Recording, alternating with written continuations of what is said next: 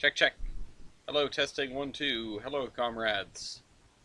If you're hearing this, I advise you visit us at theironhorseman.com. Check out the link to our Discord, buy trading cards, like, subscribe, all that jazz. I know that's exactly what you want to hear at the beginning of a stream. If you're watching the VOD, I'm sorry, it's not riveting. Just give me a second to get everything spooled up. In fact, if you are watching the VOD, I would say just skip on ahead to like a few minutes in when we're getting things going. Imagine this is a stream starting soon thing that you're looking at.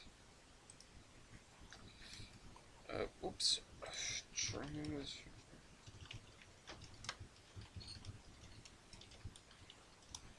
There we go. I didn't get in trouble last time for putting it in the Trainz official Discord, so let's try that again. Also, let's do some Tetris really quick.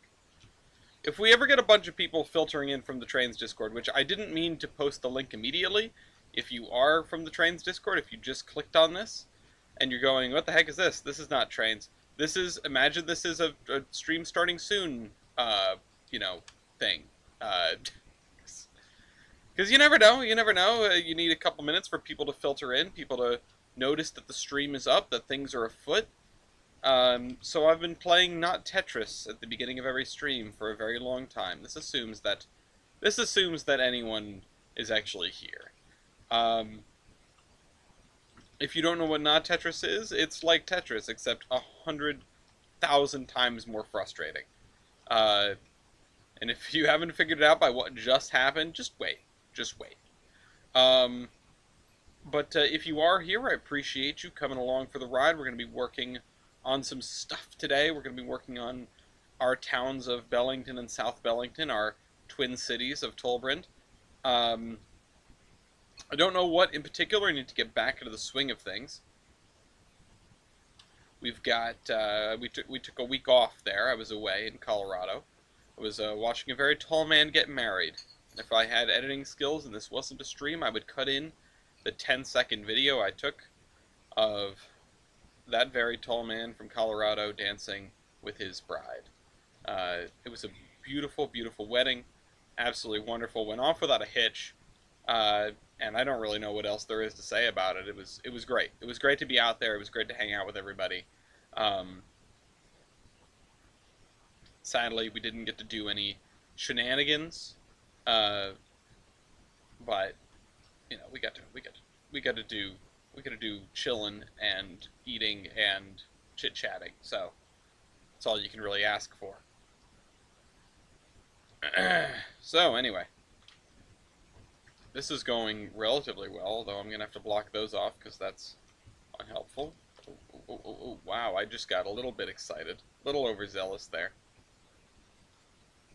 That's the other thing. Like this game takes skill, and that what I just did over there on the right, that takes skill too, and that really sucks. Oops. I could not have done that if I tried. It's perfect. It's perfect down to the last detail. Okay, we're gonna have to box some areas off again. Put this down there. Put this up against it. Let's not make the same mistake twice. Right there. Once again, if you're joining us, we are just getting ready for the stream. We haven't started yet. Skill issue in the opposite direction, yeah. Skill in the opposite direction, yeah. The opposite of a skill issue is a skill solution. Something that I never seem to have. Okay. Ooh, we can almost fit that over there, but not quite. And I will check once again. I meant to put the stream link in the Trainz official Discord when I got done with this. When I got done with this part, because you know, the people that subscribe, they get a little bit more heads up. They get to see this, which I know everybody wants to see. And on the other hand, you know, I don't need to bore the newcomers with this. they probably want to get right into the action. You need to make a good first impression, because that's always really important. When I'm watching the video essays that I have to watch, the video essays that I watch at work while I'm trying to work, usually like the first 2 minutes is where I decide whether I'm going to actually watch it all the way through or not. Doesn't matter if it's a 10-minute video or a 2-hour video. I look at that and I get the vibes. I get, whether I like the person's voice or not, whether I like their presentation, whether I like their thesis statement that they drop on me at the beginning, and then I go from there. Virgo, congratulations on becoming a motorman at the Rock Hill Trolley Museum and volunteering at the Whippany Railway Museum. I mean, that part doesn't necessarily warrant, or it doesn't necessarily need congratulations, but always like to hear about volunteering. The preservation industry needs volunteers as much as it ever has, perhaps now more than ever, you might say, with a lot of the old guard aging out. It's good to get in there and make your presence known, become part of something, make connections, that sort of thing, and of course, go into your local gift shop at your railroad museum and say, you should have locomotive versus trading cards. I'm going to make a push. I'm going to make another push for gift shops and things. There are maybe some things in the works. Not that I've actually started, but things that I've finally come around to and said, all right, I'm going to make another pass at a couple of places that I previously spoke to. What is the number that appears on motormen's hat badges? I have one numbered 1837 for the New York Railways Company. That's a really good question. Maybe if Mew comes around later, you can ask him that, or if Milky hops in, you might be able to ask him that. They're the trolley folks. Oh, I guess Tyler is too. If you see any of those people in the chat, feel free to ask them that question, because that's a really good question. I have no idea. 1837 does not strike me as a date. It's a little too early for like an electric railway. Although, I wonder if it does have something to do. But I would imagine if I had to guess, if you find another New York Railways Company hat, and it has a different number on it, maybe the motormen were assigned numbers. I know a lot of bus... oh, you're a trolley person too. Alright, well, can you answer the question, Brian? If you have any insight on the hat numbers, my guess is that the operators were assigned numbers, not unlike bus drivers today. You see that, I see that quite a bit. Your operator is XYZ number, or at least they usually give you an initial, like this person is, your operator is first initial last name, or vice versa. But if you're making pins that are going to go on a hat, like brass cast pins, which I assume that it is, a badge rather, you might not do it personalized. It might cost more. If I read into or ask with ERRHS, or ERRS, always slip the H in there just automatically. It's definitely, yeah, no, you should throw that question at them. Virgo, I don't know if you are in the Discord or not, but if you are, you can drop a picture. If you can drop a picture of the hat and streaming and recording, it'd be cool. We could all take a look at it and try to gather some information. I wouldn't know, but maybe somebody does. Again, if it is number by just operator, it would make sense to me. Especially if you can find another hat that has a different number on it.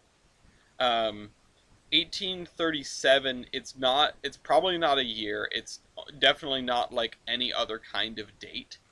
So, that's the only thing I could imagine. It could be something else. It could be...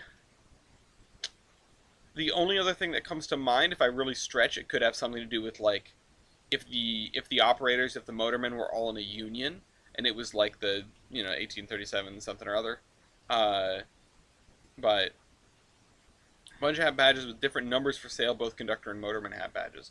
Then I would have to assume it's employee number. That's what I would guess.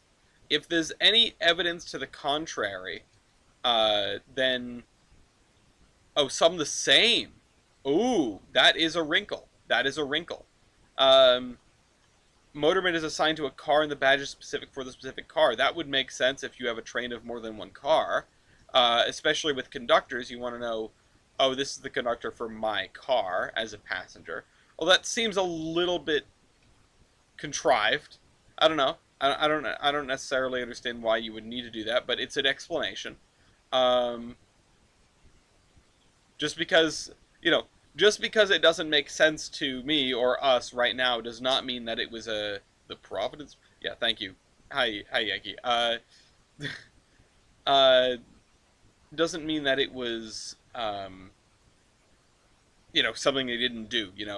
If everything makes sense, you're trying too hard, or you're doing it wrong. That's what I always say.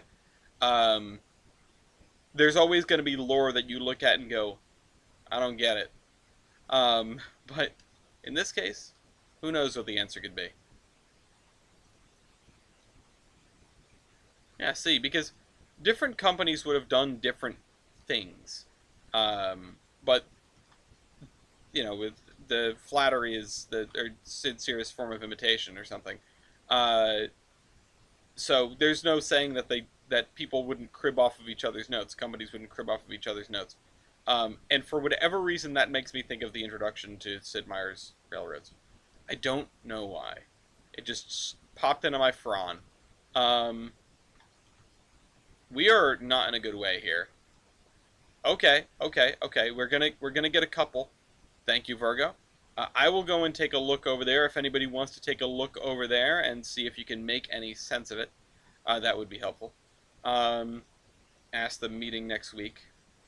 So we've got one mystery today, and it looks like we're going to be breaking a high score too. So this is a good return.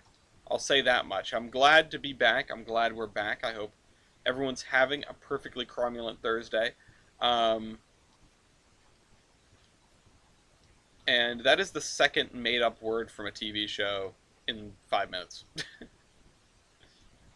It's fun. The more you inject those things in a normal conversation, the better odds that they will someday end up in the dictionary. I think cromulent and embiggen might already be in the dictionary. Those are both from The Simpsons, I'm fairly certain. I know embiggen is. I don't know about cromulent. Um, but if you were here last time when I gloriously fumbled the Billy Joel reference, I am not up on media as much as one could be. Anyway, and this is going on for a while. I'm not sure. We've got a lot of scenery to do. We have houses and housework and etc. to work on. I don't know exactly what's our priority. We just have a boatload of suburbia, and we're gonna have to come up with some new techniques going forward. We're gonna have to once we make some like standard size blocks. We're gonna have to learn how to copy and paste them. At least the houses, if not the fences and stuff with them. Oh shoot. Oh shoot. T-spin. Nope. Um, because maybe the fences can help us change it up, and it makes a little less sense to have the same arrangement of fences everywhere, or try to keep the same arrangement of fences because, oh god, all right, we're losing it. We're 70, 6,700, and we're losing it.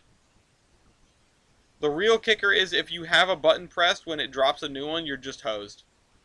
Oh, that went in really well, and this is going to be the end of Rico. Okay. 2816 day this Saturday.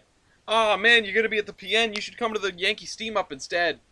The New England Wireless and Steam Museum hosts its annual Steam Up this Saturday from 9 to 3. I mean, I guess you could do both. You could go to the Steam Up first and then go to the PN second. But look at it go. Uh, But yeah, get down to East Greenwich. When I was at the EBT during my trip on the train, one of the brakes in the combine was stuck, and we stalled on a pretty steep grade. Could actually feel the slant of the train. They had to hit the brake shoe with a hammer. And what was really cool was the open air car rolling back a bit with the slack turning into tension. I had that happen to me. Okay, so we didn't beat our high score, but we did still get the little animations. That's pretty cool. You'll love to see it. Um, uh,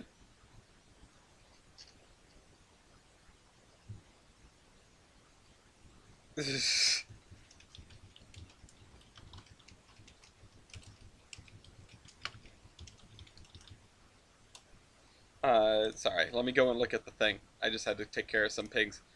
Um,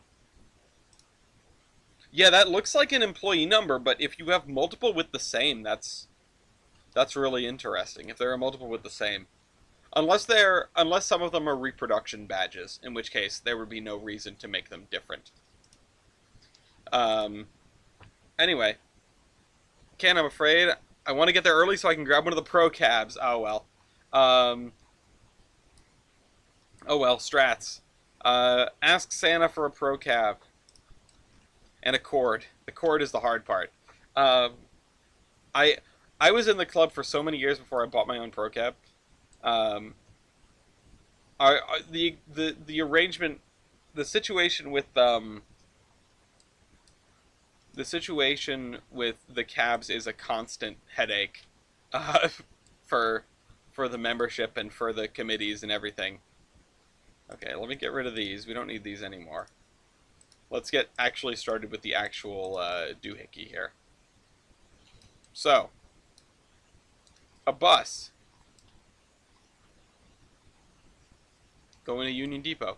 Uh, yeah, Mickey, you're just listen, you spending so much on trains. You can probably spare, spare a little bit when there's no when there's nothing on sale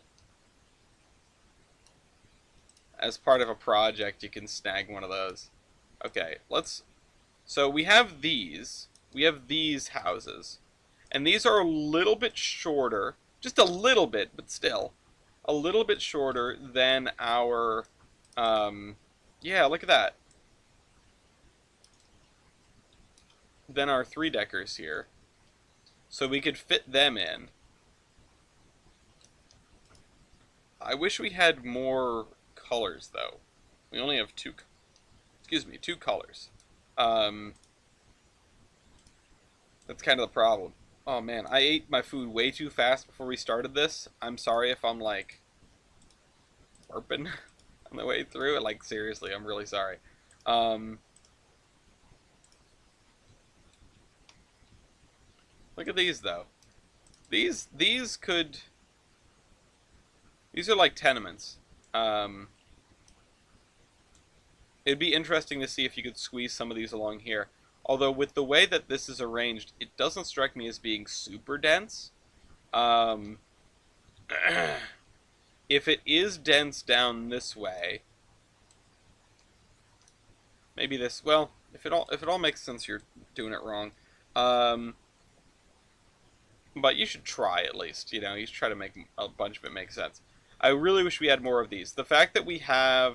Um,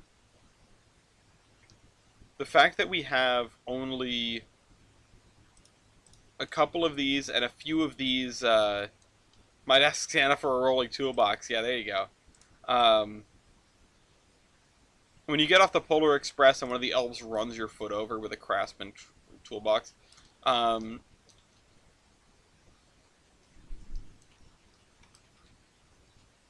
okay. I'm not sure what I want to do with this building, but I do like it. The only problem is it's very, very low poly, so I probably want to hide that staircase. It's a question of, okay, so this road here, fish and chips. This road here is probably going to be a commercial area, and I think so. Let's look at what we worked on last time, really quick. We did this area here, which this area is pretty much done except for trees. This block needs to get finished. This block needs to get finished. These two blocks need to get finished. They have all their buildings. They just need the fixins. minus trees. And then we can worry about fitting things in here, which this, and then over here, like this little area. I think we have all the buildings we're going to fit into this block. Hi, baby. Bye, baby. And then doing stuff on this side of the river, I think, is going to be a great way to sort of fill this out. Plus, it'll sort of push us this way, and then we can work down these two main roads. One of the things that crosses my mind, and these are two buildings squished together. One of the things that crosses my mind here is that this should have some commercial buildings down the way here. Maybe not all commercial, maybe some industrial buildings as well. That don't have like a whatchamahoosit. Oh, you know what? I should put some hold on, retaining wall. I need a retaining wall here.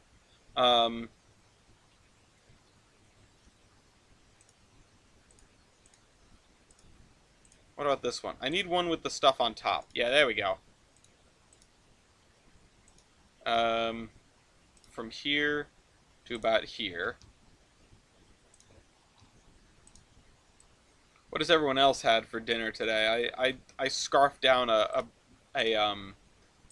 bowl of spicy mac and cheese, like peppery mac and cheese. I don't remember what it was. I guess it was pepper or like cheddar jack cheese.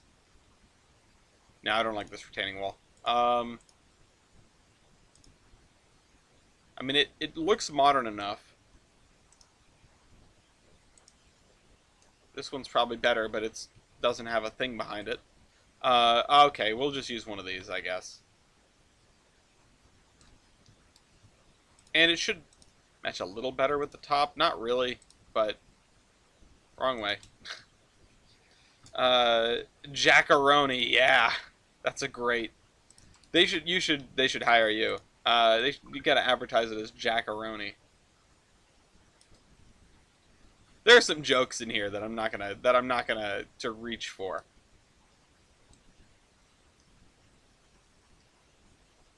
And in fact, let's maybe even continue this retaining wall past where it necessarily makes sense.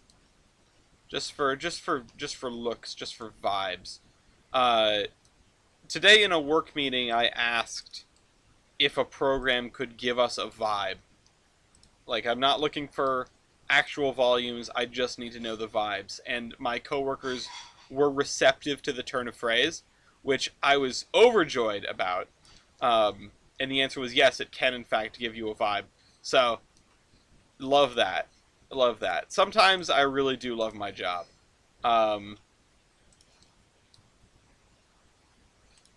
Okay, let's, so the problem is, this is going to be, the slope here is not really going to be helpful for what we're trying to do. Just in terms of aesthetics.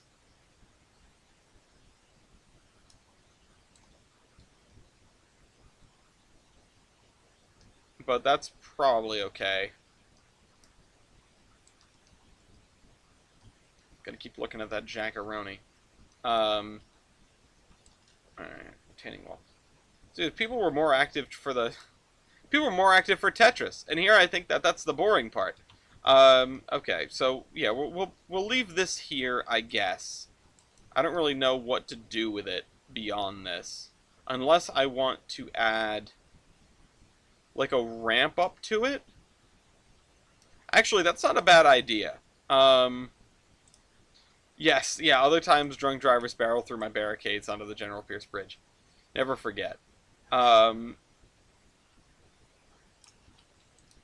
If I can make, and maybe I should be doing this with terrain tracks of some description, but if I can make a little ramp to get up here to conceal the end of the barrier, that's probably a good thing to do. And I know plenty of areas like this.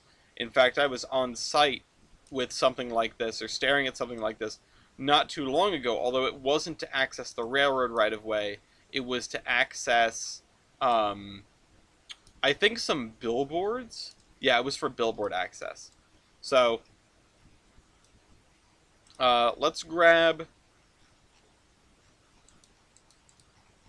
See, I like to do the commercial buildings first because the commercial buildings aren't mind-numbing. The entertainment value goes industrial, commercial, residential. And farms is like somewhere in between commercial and residential because it's so little effort for what you get out of it. All right, let's do this.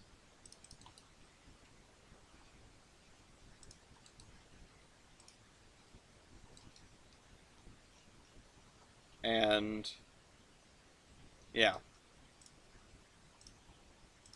Oh, let's straighten that actually.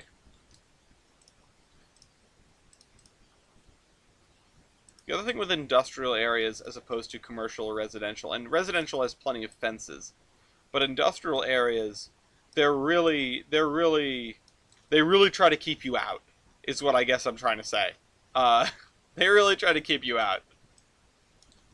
So, you know, we're talking like barbed wire fences on every boundary. Oh, you know what? No, let's make this part of the parking lot. It's playing too short. Come on. So yeah, we'll have the parking lot here. Let's grab an asphalt parking lot, like a nice one, a new one, like this. I wanted to do some idea discussion regarding the loreisms I've been developing since I'm going to be making a new lore document, sir.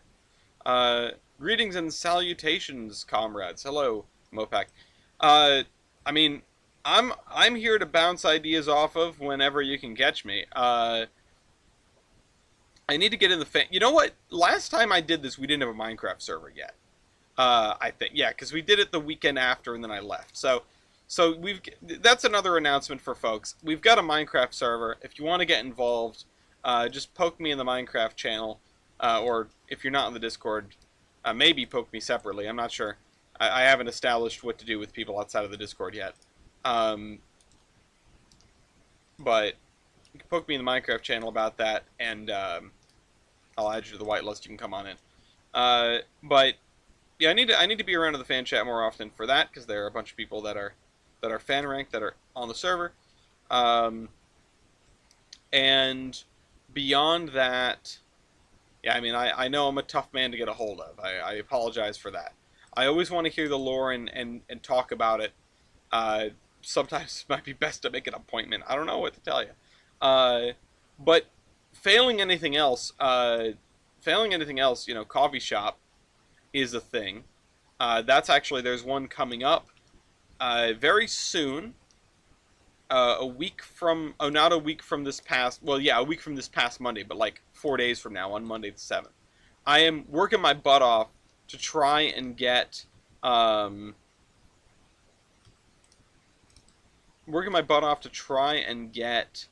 a chapter of the Iron Horseman Chronicles, the motion picture, the novel, done by then.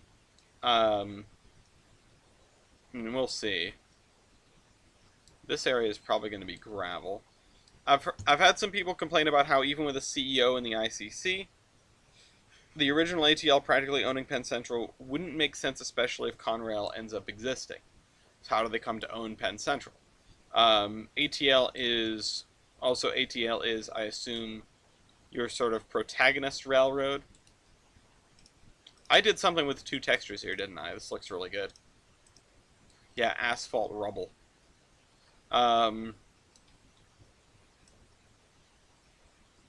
Atlantic trunk line. Okay, yeah. Let's just bring this down into here, right there. Frankly, pretty much anybody owning Penn Central doesn't strike me as making a whole lot of sense because it's Penn Central. Nobody wants to own Penn Central. Two new companies separate. Well, see, the thing is, Penn Central doesn't really last that long in, you know, OTL, our timeline. And that's something to sort of take an ear to. And the reason it doesn't last that long, of course, is because it has the biggest bankruptcy in U.S. history to that point. One of the biggest bankruptcies in U.S. I think the biggest aside from Enron, right? at least until the modern era and like the 2008 financial crisis, maybe. I'm not sure. If there's going to be one bigger, I would imagine that. Oh God, yeah, there it is. Mopac, you got ahead of me. If there is one bigger in U.S. history, it's or in North American history or whatever, it's probably something in the 2008 financial crisis because that was kind of a big deal. Um, but I don't know enough about that. I wish I knew more about the '08 financial crisis. I know there are. I mean, there's movies, right? There's like The Big Short. That's the movie about the financial crisis. That actually, my dad was even like, "You got to see this movie. I saw this. It's eye opening. It's incredible." Um, they're the perfect couple. Yeah. Um, and it's funny how like invested in because my dad was born in 1960. He's a like I say he's a textbook boomer, but he's like one of the good ones. Um, it was shoot, like how invested he's become in certain things because of like just genuinely just watching factual documentaries.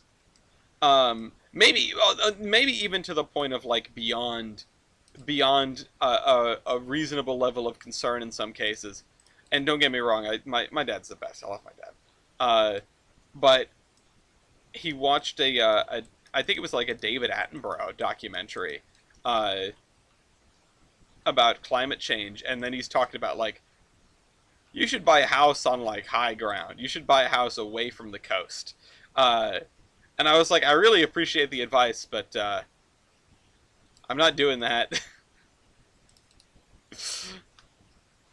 I'm not doing that because I already own a house, and I'm not about to go and try and buy a different house.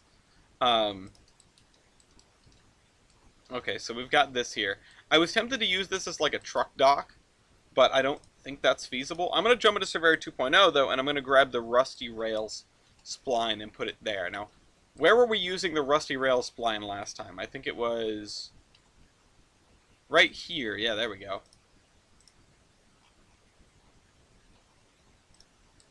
Okay. Retroactively added them as lures replacements for two of the ATL mainline.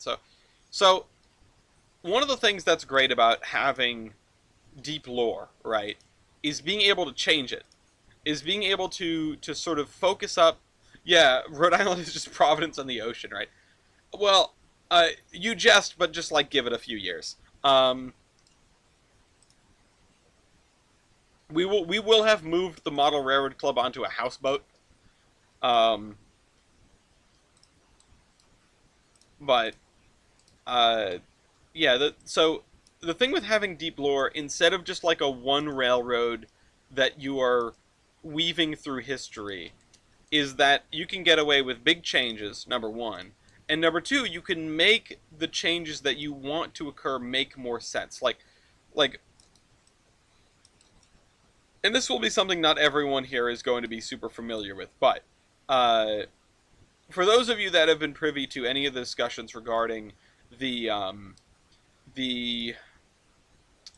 Western Idaho and Maryland, and that's and that history, part of developing that world, that universe, involved bending the fates of so many other railroads just to get one where you wanted it.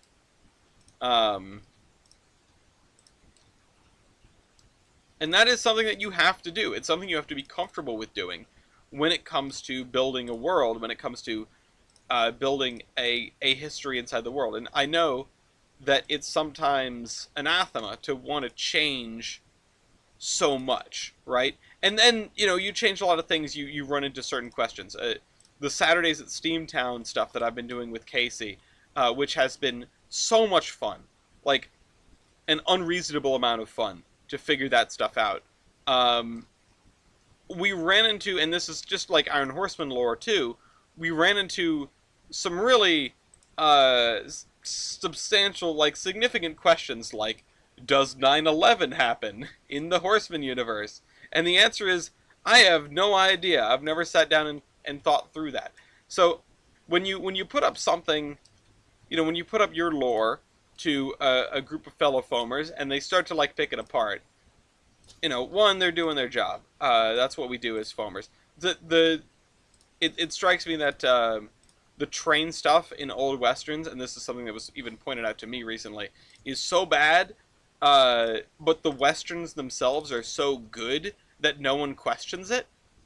And I've never heard somebody complain about the trains in like the good, the bad, and the ugly. Right? I think that was one of the ones that was an example. Because the movie is too good. You don't criticize that movie. It is what it is. Um, but when we as fellow foamers start to critique each other's work, you take that and go, okay, well, how could I bend the universe to get here? And some of the best, hello, Comrade Pat, some of the best discussion that I think we've ever had. Yeah, how much oil is in the Middle East? Yeah, right. Uh, Nailed it. Um, the gosh darn it. Some of the best discussion that we've had was trying to like bend the world to fit a premise. If anybody remembers the discussions on uh, like what if Amtrak had steam, which rapidly became okay, how could we get Amtrak to have steam, which sort of turned into, of course, how do we keep steam around in the U.S. for long enough for Amtrak to end up with it, which was a really, really, really fun discussion. I'm not gonna lie, that was fantastic. I look back on that fondly. Um, I wish anyone had written any of it down because I sure didn't. I just remember it had to do with a lot of legal shenanigans around like oil importation and use. Okay, and a different take on the highway system.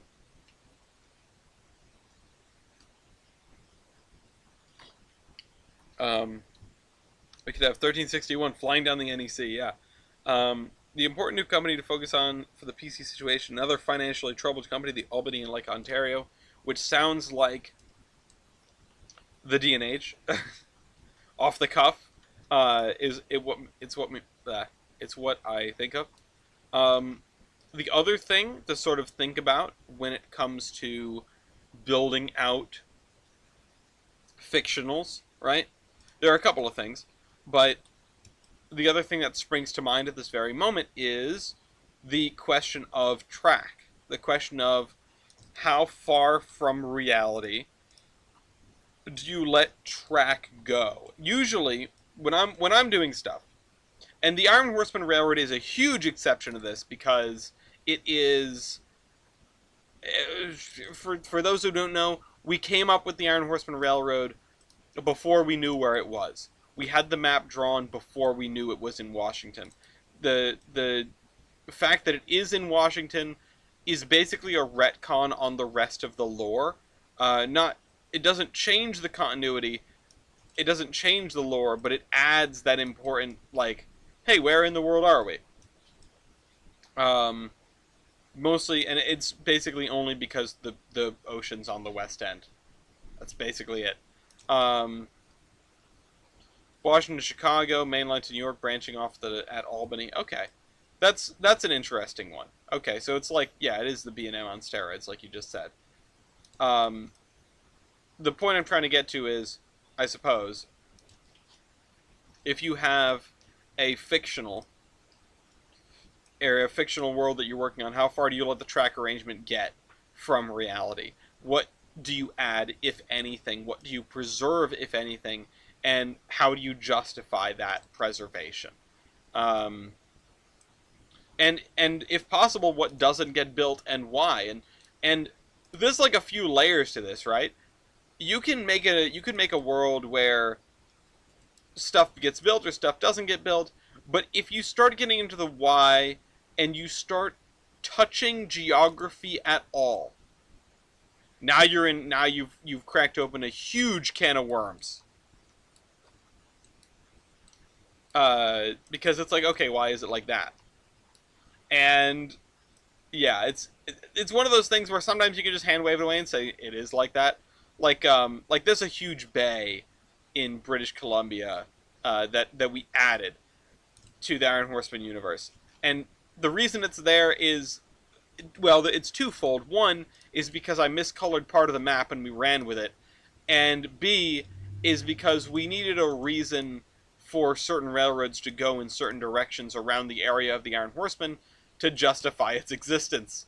Um, oh, Pat's in an Uno game? Nice. Good luck. Which Uno? Regular Uno or the superior form of Uno, Uno No Mercy? Which we played on my birthday and I get creamed. We should do Uno No Mercy for a playdate. Be great. They struggle along from the 1900s to 1960s, miraculously managing to survive.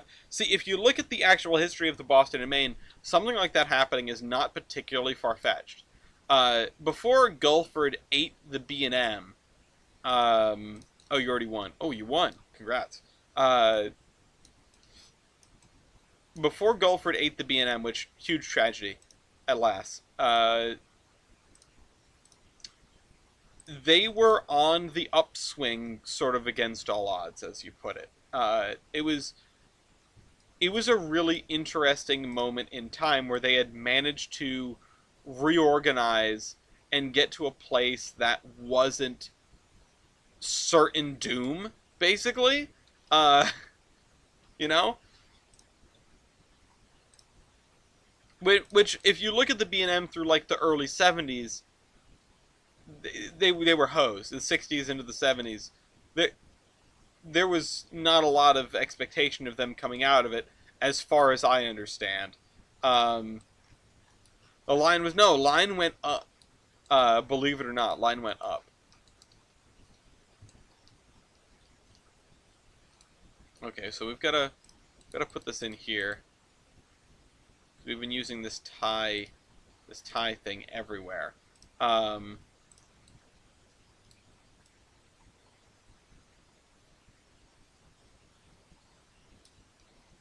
Okay. Let's go there. Let's go there. Now let's put in the abandoned track here.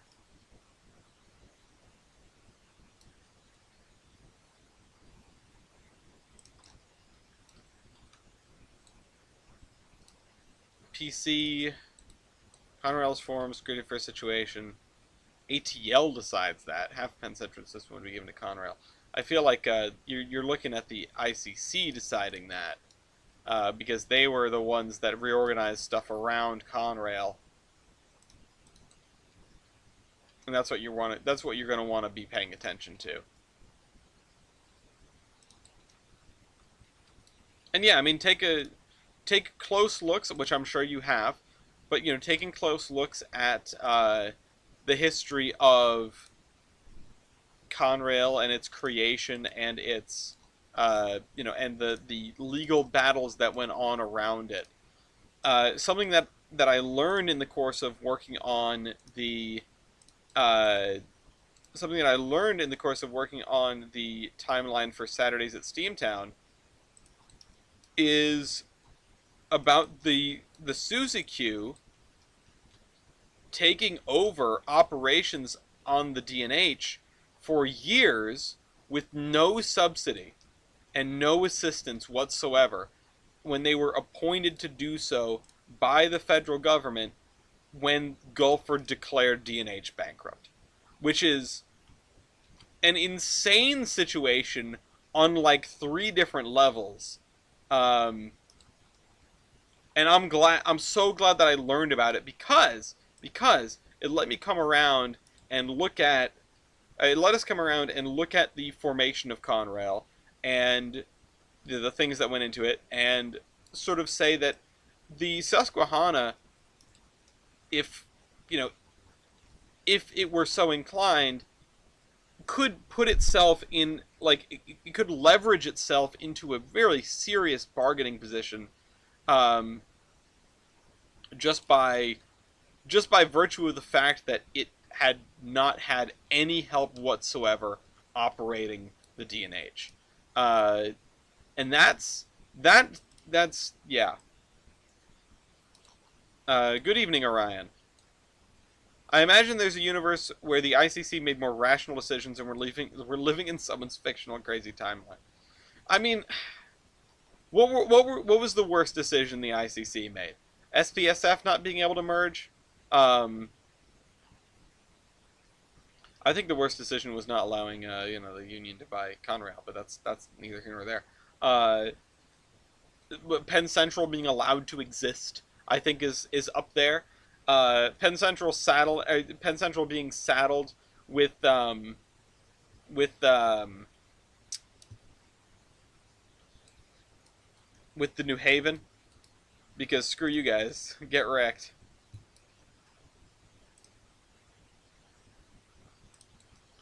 But this universe where the Milwaukee Road owns everything, and we have a coast to coast electrified main line. It's based as hell. Uh, yeah, I mean Penn Central's existence. Well, here's the thing, and I know I've done this diatribe on the show before, but I think Penn Central's existence, and I'm not certain about this, but I think there's an argument to be made here. Penn Central's existence and subsequent enormous bankruptcy was a net positive for the railroad industry at the time. And the reason why I think that, and I didn't, of course, trot it out as like an insane unpopular opinion, because I know, anybody hears that and goes like, what the hell's wrong with you? What are you talking about? No way, right? Um, but hear me out, because I think it's possible that the Penn Central bankruptcy was a really, really important, giant, waving red flag uh, that prevented things from sinking further than they already had across the country. Basically, instead of the slow death of railroading, you had an incredibly fast collapse. Um, you had an incredibly fast collapse of a huge company that you can't ignore, and so they had to do something about it. I think that Conrail was a necessary evil. I think that and it depends how you define evil, really. That's what I used to say. I'm not sure how I feel about it these days. Um, but Conrail being a necessary evil, I don't think is too far fetched.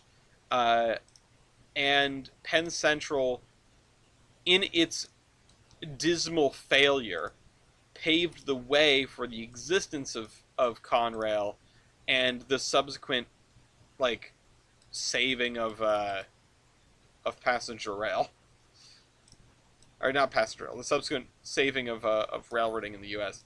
in a way that you know would not have been so obvious to undertake without it.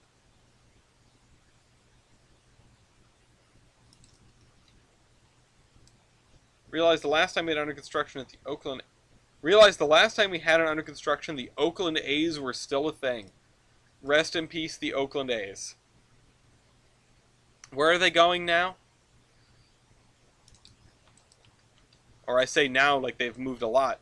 Aren't the Oakland A's are a really storied franchise, aren't they? They've been in Oakland for a really long time. Um,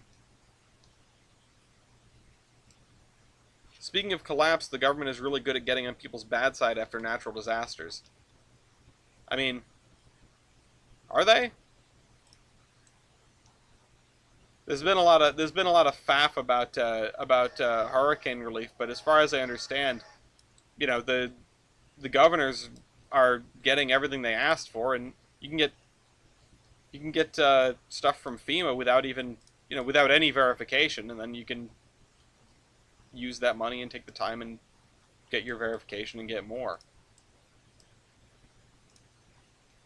Sacramento, then eventually Vegas. Okay, and then eventually Vegas, of course. Vegas is hoovering up sports teams left, right, and center. Um, I mean, nobody likes to have a hurricane dropped on them, but as far as I understand, the Feds are doing everything in their power to make life better for those suffering from it. It's kind of the way it goes. Okay. Let's do that. We'll raise this up a little bit just so it looks a little bit better. But, of course, my heart goes out to everyone affected by the recent hurricane. I know it's been, frankly, devastating. Um, when hurricanes like that go inland, it is a huge, huge catastrophe. Because it's areas that are not equipped, and it's areas that can't just drain to the sea. Um, Geography and hydrology has a lot to play in here.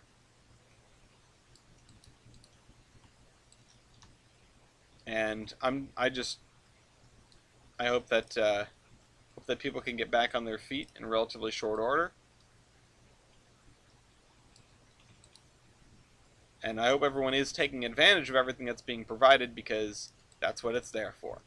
Alright. I'm not sure if storefronts along the strip are the way to go. But we're here doing it. Well, A's move in general is complicated. Baseball is complicated, man. Baseball politics are complicated. The beginning, like, 15 minutes of John Boyce's History of the Seattle Mariners, one of my, probably my favorite documentary of all time. What I would argue as one of the, if not the best, documentary of all time. It talks about the creation of the Seattle Mariners and everything that went into that. It's incredible. I love it. A's fans hate the. I don't doubt that people tend to get upset when a sports team gets moved. Oh, look at that! This lines up pretty perfectly with that. I think I might just leave this as sort of gravel here, like a back lot that used to be a square. And maybe I'll actually, I'll put a big church on the corner here. That would look good. It's going to be a while before things are back to normal. This administration has been insufferable. I mean, I would, on the subject of the relief, I would defer to the folks there. But I don't necessarily agree with that. I'm reasonably happy with the administration. Nobody's perfect. It's politics is like getting on a bus. Even if you don't agree with anything, you want to get on the thing that's going vaguely in your direction. But whether or not that you do agree, I think that we are in a time that could be substantially less prosperous than it is right now. I appreciate it. I appreciate that fact. I'm happy for that fact. You know what? So I said about leaving this as this, and I part of me wants to do something with this intersection here, but really I don't think it makes sense to. Yeah. Yeah, I think I'll leave that. Because if this just looks like that, if this looks like this, and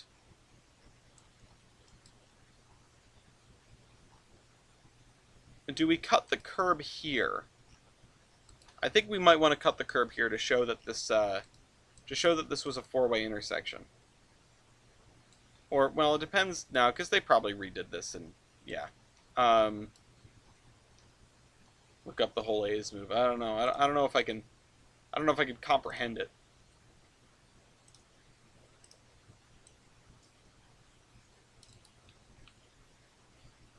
All right. Let's fix the. I think we need to fix the terrain here. This is going up a little bit. I'm not sure if that's good. I did kind of want to run this into the side of the thing, but it doesn't really make sense to do that. Oh, and that would explain why this building here is relatively new, because this would have been streets that this all got demolished. uh, I'll save you from further opinions. I got folks down there, and Helene put the final nail in the coffin. Well, I hope your folks can get the relief that they need. I hope they are taking advantage of everything that is being provided to them as part of the aid and relief packages.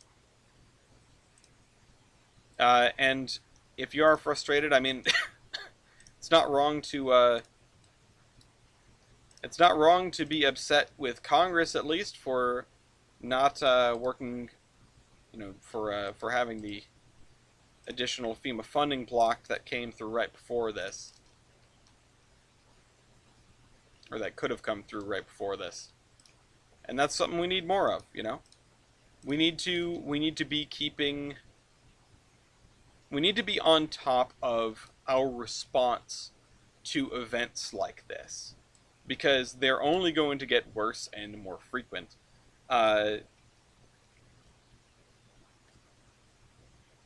And that's why it's important to look into, when you're forming political opinions, people and parties and organizations that are cognizant of the fact that this isn't something that's just going to go away if you don't pay attention to it. That's important. Right, we're going to have to pavement this in. I think this is going to be a nice big square. The more I look at it, the more I'm certain that it will have to be, because it'll do a good job at connecting this area to there.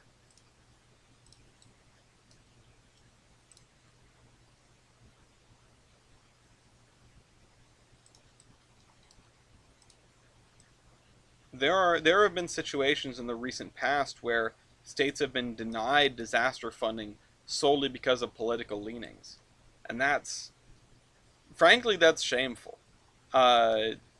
And we should be conscious of that. We should not forget that, if we're going to raise our frustrations with the federal government. And when you go to the ballot box, which I hope everybody here does, turn your brain on and make an educated and informed decision about what you're going to get out of a given arrangement, out of a given administration, out of a given set of people, set of principles. At the end of the day, everyone is more or less tied up in a party, as we saw with the Reform Party, which is a great example, and another great John Boyce documentary. 3 parts are out on YouTube. I recommend everyone check it out. It's really fascinating. It's a really fascinating look at the political system, as well as a really, really neat slice of political history. Just a fascinating, fascinating story. And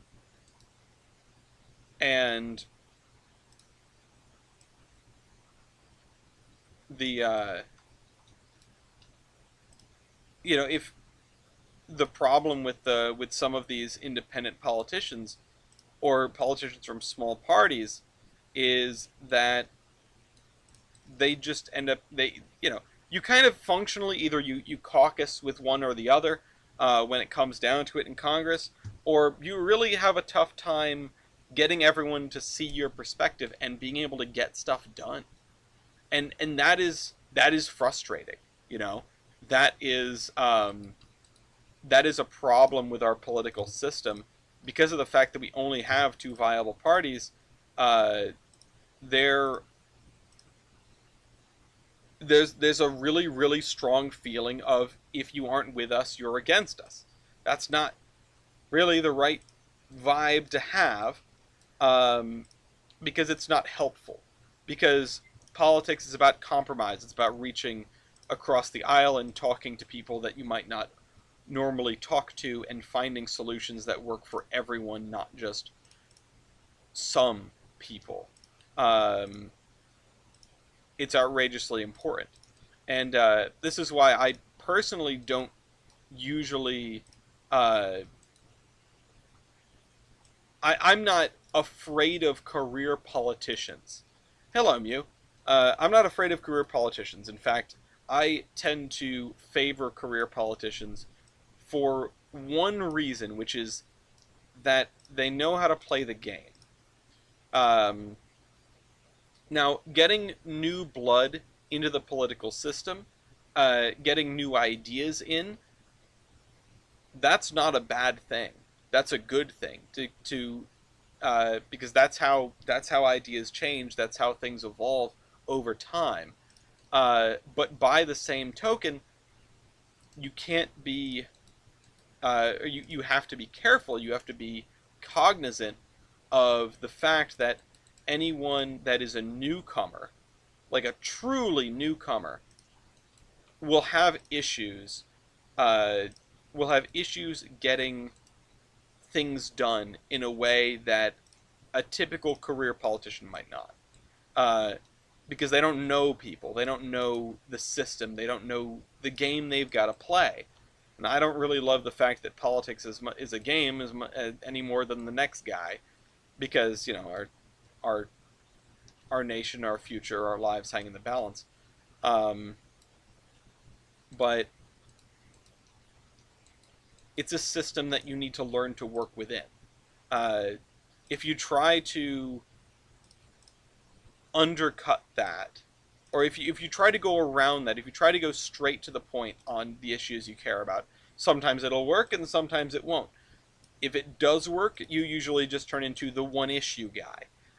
And that's not really helpful for anyone's political career and future aspirations, and sort of what what yeah, political history is fascinating. Actual politics are confusing. There's a reason those two things rhyme. You know, it's it's it it's one because the other. It is looking back at political history is fascinating because we can see all this stuff with the benefit of hindsight, and we can try to understand it with the benefit of hindsight, which is the most powerful tool in our lexicon. Um, but uh, if you try to push too hard for one thing or another, you will burn out. And I don't mean mental burnout. I mean you will use your goodwill, and then you will be done. And that's never a good position to be in. Um, you need to. I prefer military experience over career politicians. People with military experience should be less likely to start wars.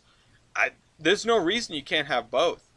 Uh, a lot of folks who end up in politics and stay in politics for a very long time have a military background, uh, and you know, it, there are examples in this very upcoming presidential race. Um, but that is something that politics is a bus. You go in the direction that you want to go. You might not have everything you want satisfied, but at least you're going in the direction that you want to go.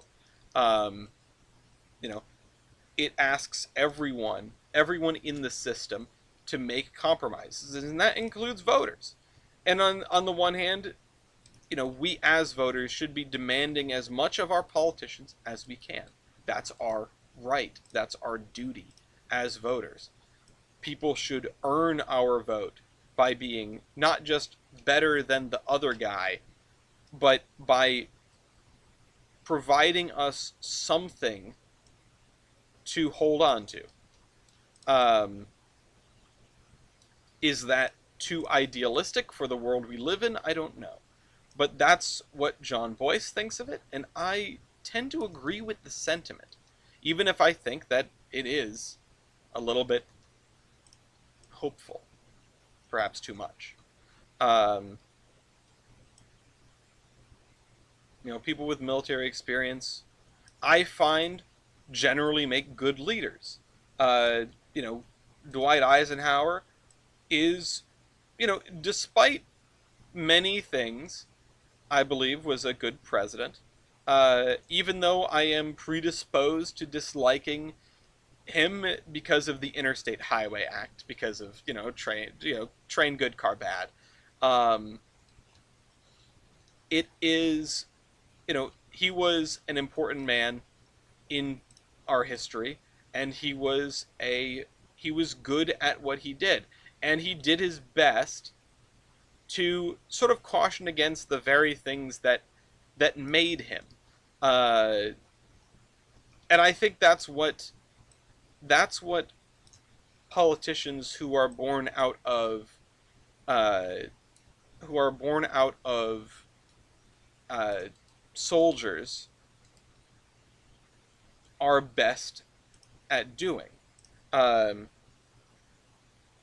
to be fair, though, those highways were supposed to be freight and cargo exclusively. I don't believe that for a second. Freight and military, no, no, there was no way they were ever going to be.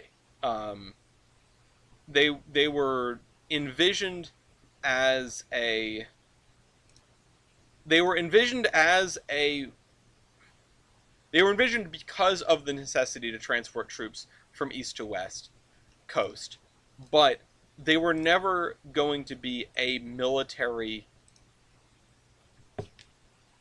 uh, a military asset specifically. Um, Maybe very, very early on. I have never delved that deep into the history of the interstate highway system, but by the time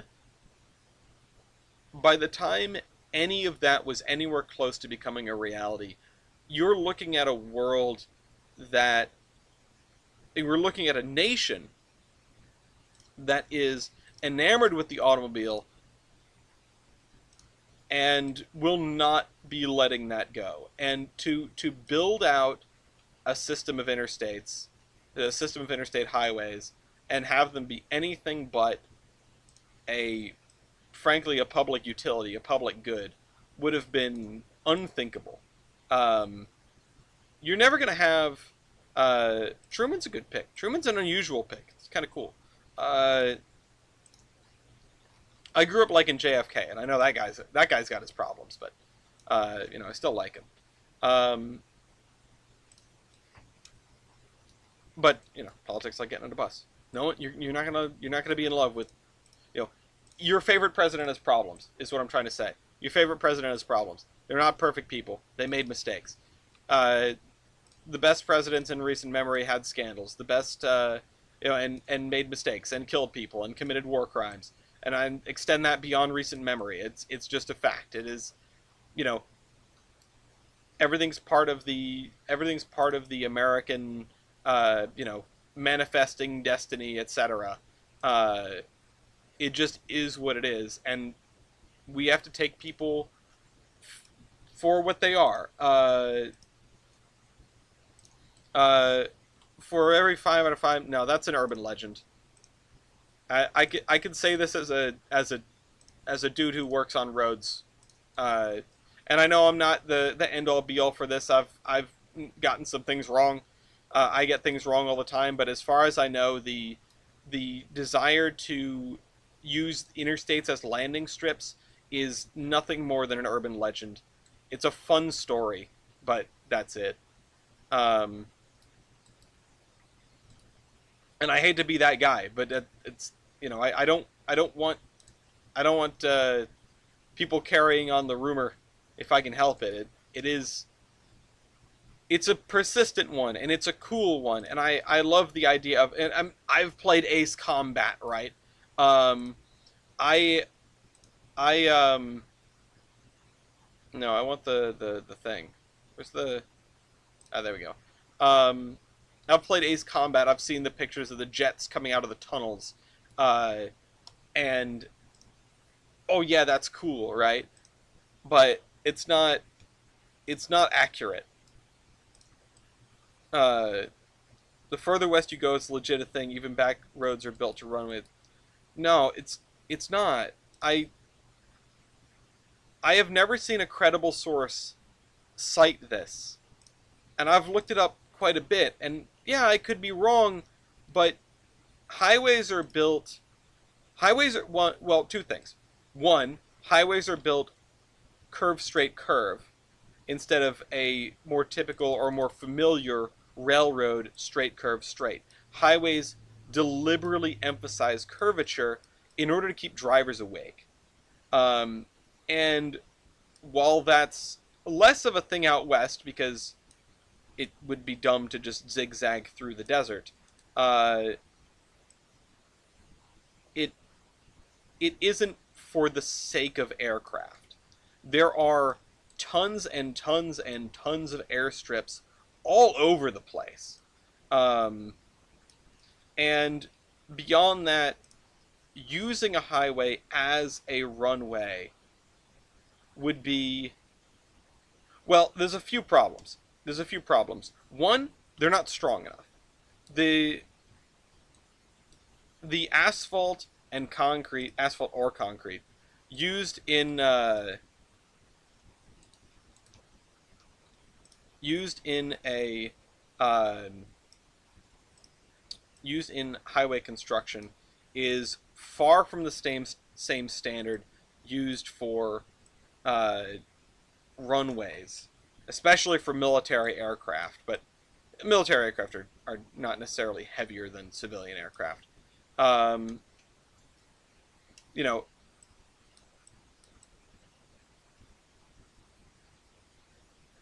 the it's one of those oft-repeated things. It's just you can't really do it. The facilities aren't there. The pavement isn't strong enough, and it wouldn't hold up. And yeah, it's not factual. I mean, I don't know how much more, the fiction will get around the globe before the truth can get its shoes on, um, but I don't want to you know what, let's connect the road through here. Let's do that. Let's do it. It's going to be really dumb. I don't even know. It's going to be a low, like a super low bridge. um, just all it takes is a look at modern politics to understand how that works. Uh, but we can't let it get ahead of us. We can't let it get away from us. Uh, like, can aircraft use interstate highways to land and take off in a pinch? Yeah, absolutely. It's a long stretch of asphalt. Um, but were they designed with that purpose in mind? Nothing I've ever seen points to that. I've never seen any documentation. I've never seen anything in interstate highway plans. You know, I've talked to, like, my boss worked on the interstates in Rhode Island. My former boss worked on the interstates in Rhode Island. They weren't for planes. Okay, how low is this? This is really low. Um, yeah, that's the other thing. I mean, overhead highway infrastructure is another problem, and that's part of it. You can't you can't just hand wave all that stuff away. Between overpasses, overhead power lines, which are not avoided for highways, and the and lights. Sorry, couldn't get that word out. And lights.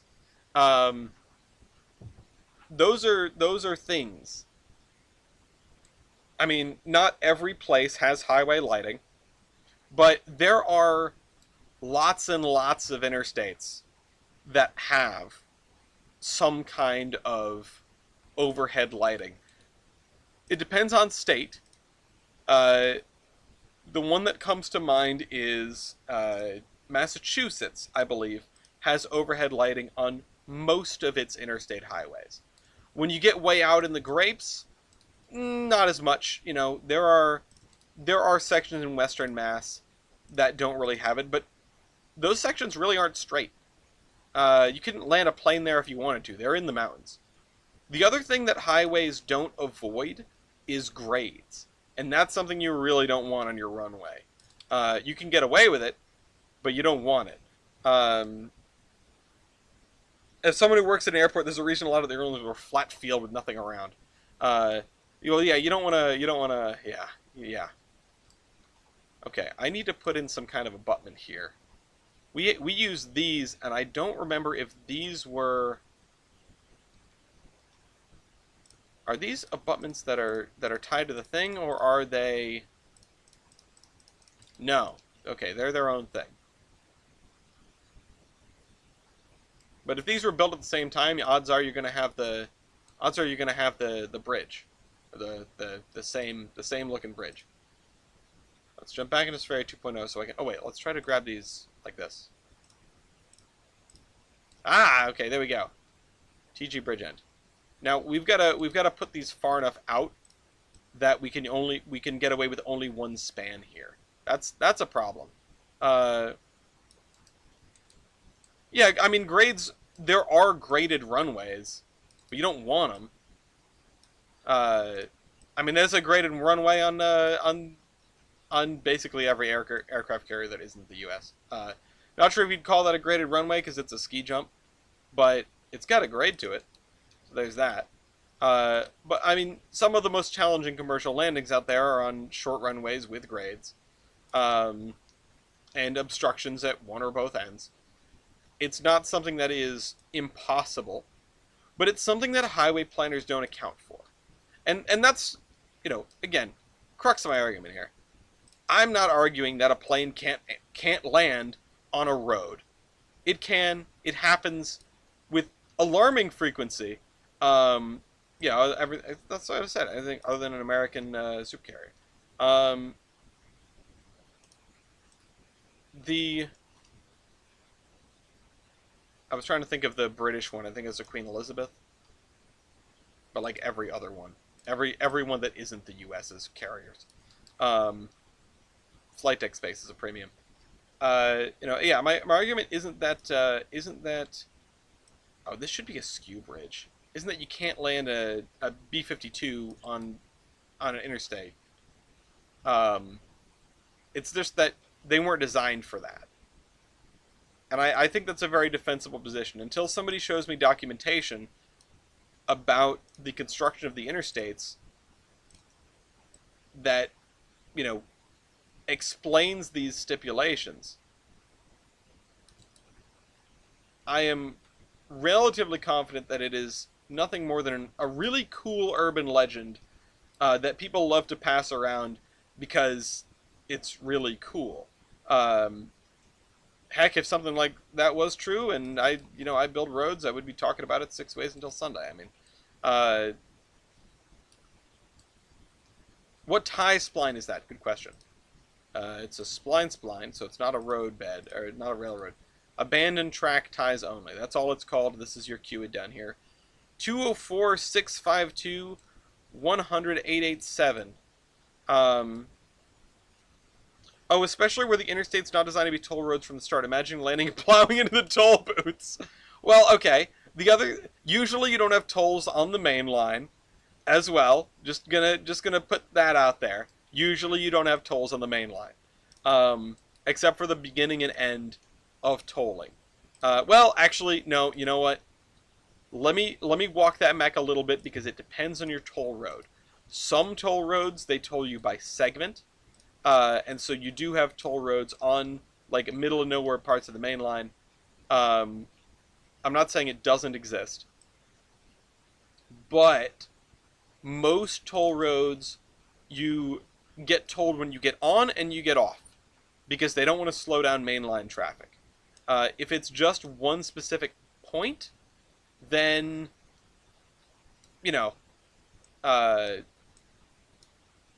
if it's just one specific point, then yeah, they'll put a toll booth on the main line. But if it is something like the Mass Pike, where the whole thing is a toll road, very limited access, there was never a toll on the Mass Pike that was like in the middle. It was, you get tolled at the very ends. You have a toll plaza at each end, and you have a toll plaza at each exit. That's why your exits are so weird, and they all come together so that they can have fewer toll booths, and getting the toll operators around is less of a pain.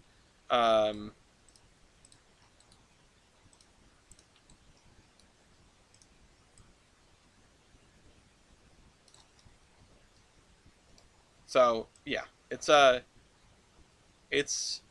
something that is not necessarily a problem if you did want to land a plane on a highway, um, you could get away with it without hitting a toll booth. Um, Segments of the Garden State Parkway that are tolled. So there's a giant row of toll booths on the main line and on the entrance, some of the exits, and then other sections with nothing. Yeah, and usually you throw down one of those toll booths if there's an area where like all of the traffic ever is coming through. I don't know how to describe it. I have not worked with creating tolling, which thank goodness for that. It's outside of my area of expertise. And I'm okay with that because I don't really like toll roads. I like kind of respect their existence more than I did when I was younger. But really, I still hate them and I avoid them whenever I can. Especially with my plane. Next week you get assigned a tolling. I mean, I have done things for RITBA, which is the Rhode Island Turnpike and Bridge Authority, which works with the toll roads that we do have in the state, or sorry, singular toll road. How about the more ubiquitous overhead sign structures? Well, those are a lot newer. Sorry, sign structures. You said. I thought you meant tolling structures. Yeah, no, those are a problem. The point is, highways have a lot of vertical clearance issues. Yeah, overhead sign structures are not altogether that new, I guess. I thought you meant overhead tolling for a minute. Which that's of course very new. And yeah, that is its own conundrum. This is, I mean, you're doing a great job at poking holes in the urban legend, which, good on you. Oh shoot. That said, there are plenty of segments out there that you could land a plane on. Dot matrix signs are new, but the green sign's not. Yeah. Now, in an emergency, just for food for thought, right? In an emergency, you could unbolt those things and take them down. But it's not as if you could, come in from a sortie and just land on any piece of unprepared interstate highway. Now, I don't think anybody's arguing that, but it's something to keep in mind. The reason how catenary signals and overhead highway signs look as if one was inspired by the other. I mean, when you have an expanse, right? When you have an expanse of right-of-way that you need to sign, that you need to provide information to, putting a thing over the top of it is... It's like the easiest way to do that. It's the most straightforward. It's the thing that generally springs to mind first, right? You can have cantilevers, or you can have just an overhead thing that goes over the whole thing, easy peasy, right? And that is, this is carcanization, right? I feel like everything approaches that eventually. Railroad signals, traffic signals, and signage of many types, you've got that going on. You've got a thing that goes over the top of the right-of-way and gets more pressing as the right-of-way gets wider. So if you've got a 2-track main line, you probably don't need it. If you've got a 4-track main line, you really want some overhead signage, or overhead, you want your stuff to be over the top. Okay,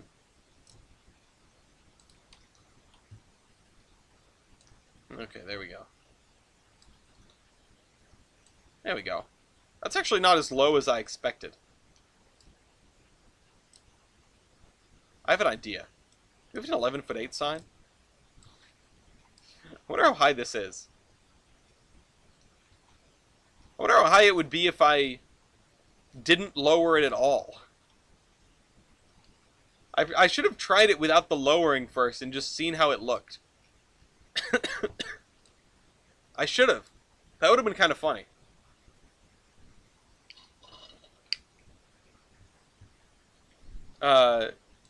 Yeah, it looks plenty tall enough. Actually, hold on. Where's our measuring stick? Um, where's firm standard bump? Okay, put that there. Where's our measuring stick? Uh, Baby Ruth. Oh my god, it fits. Oh, I really, the last thing I thought was that we were going to be able to get appropriate clearance on this bridge. No way! That's awesome. Okay, well, we did it. We did it, guys. We cured something. Um, let's get a church over here. Still a can opener. Yeah, but not as bad. Um, uh, Philadelphia. Stadium, yeah.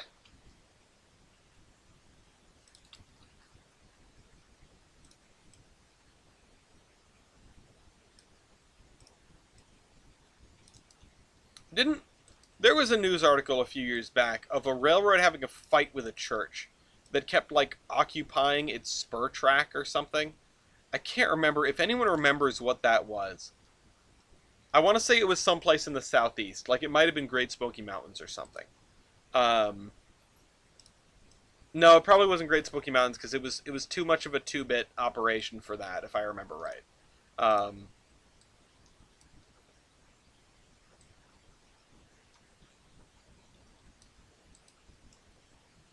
I wish I could remember though. Let's see. Let's put this here. And this area is going to be so messed up, right? Um, I have the pleasure of having old coffee. Dump that out. That's nasty. I don't like new coffee. I'm not a coffee person. Let's just slot that in that corner right there so it looks good. This is something that we've got to be aware of, right? This is our railroad. This is our point of view. We've got to be on the ball with the way this looks. We could actually probably add another road here. We could add another pass through here because this is still ascending, but it clears this. This is going to be our real pain in the neck. It clears this. A chai tea person who made coffee yesterday because it was cold. I have been wondering if it is appropriate to have hot chocolate yet. I'm just wondering. Hasn't been that cold here. Make that second one the 11-foot 8. Yeah, I don't. Hold on. Let me see if I have low.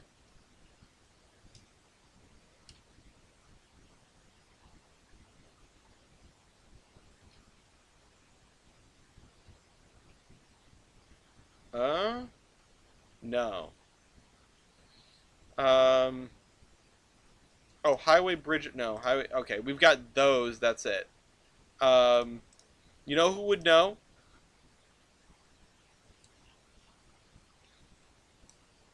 Mason would know. Look at this place. That's a hell of a factory. I'm not even going to put that in the physical pick list because that's just enormous. Um, okay, so this looks pretty good. I like the way this has turned out. Having hot chocolate since fall of last year. Hey, I don't blame you. When I go to the Boston office, we've got a free coffee bar on like the second floor of the 20 whatever gajillion story building that I work in. Um, and the only thing that I want out of there is hot chocolate. I don't drink coffee. I don't drink tea. Um, I don't even really like hot drinks at all. And hot chocolate is not the most appealing thing to me, but it's the only thing there that I want. Like the only thing there. Um, and it's free, so I'd be stupid not to have some. It's just like put everything in the physical pick list in that thing. Don't tempt me. I'll try to figure it out. Oh my god, it's already 20 of 9. Let's see. Did I get my post removed from that yet? No, but I did get a ping in here. Oh, oh, okay. They're watching the greatest Navy film of all time in one of the servers I'm in, and uh, the whatchamahoos it. That I for a minute I was hoping they were watching down Periscope. Actually, I'm gonna respond with a down Periscope gift to this. Give me a second. Let me find a good one.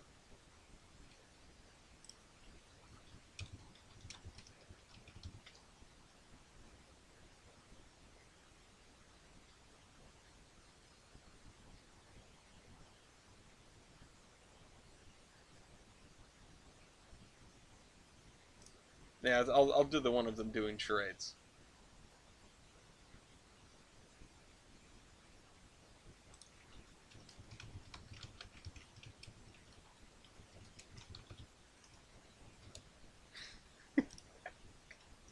Anyway, hot coffee is a blessing disguised when you go into Walmart 5 minutes after opening or 45 minutes before closing. Yeah, when the doom music starts. When you go in on Black Friday.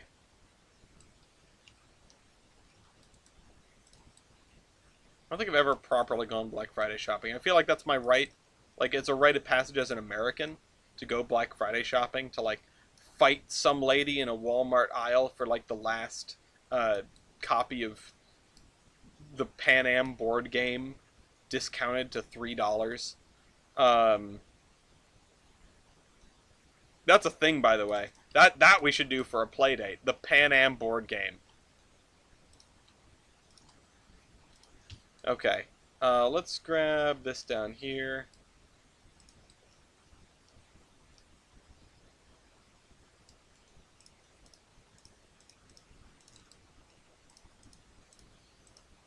Alright, let's fill that up right there. Now we've got our way to get up here. And honestly, should I like pull this back a little bit? Yeah, probably to like there. You're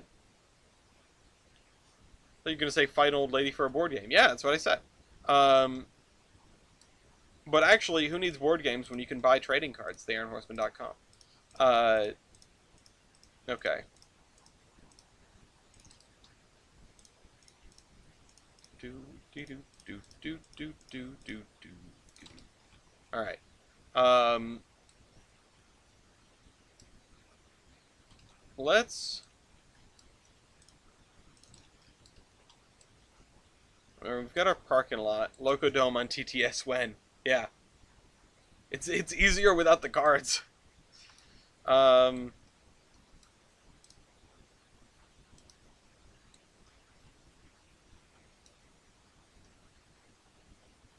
okay, let's put this in here. Let's get some gravel on this back lot here. I've made very little progress, but I'm very happy with the progress that we've made.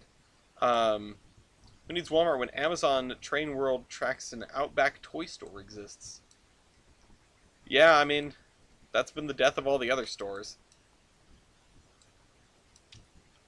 That's the problem. I try to go and like buy from stores, like local stores when I can. I honestly, it's too easy to forget that we have local stores. There's a local hardware store up the street. There's a local grocery store up the street. There's what else have we got? There are local hobby shops that I don't know when, if ever, I'm going to buy from because they just don't have the selection, you know? Um, yeah, you make little model assets and slam them on the table. Um, I got an interesting request on the uh, email address for the trading cards, which was somebody that is setting up a thing, and they have some kind of dysfunctional nerve disorder, and they were asking if we have anything that we could donate, and I was like, I'll donate you a pack of trading cards. So I'm gonna send that person that. I've also been trying to discuss. I've been in an interminable back and forth with uh, A Hobbies and Appanog. I think you did. I think you did spell it right. At least you got close. Um, Back and forth with the N&W Railroad Historical Society, who has a lot of pictures on stuff, and I'm trying to get a picture of N&W. I think it's 108, which was one of their mountain types, K1 type mountain, I think. And they just straight up didn't answer my email for like 2 weeks. And I sent a follow-up, and I got an email response like within a matter of minutes. So, just goes to show, if you think you're being ignored, just like tap the glass a little bit and say like, hey, is everything okay?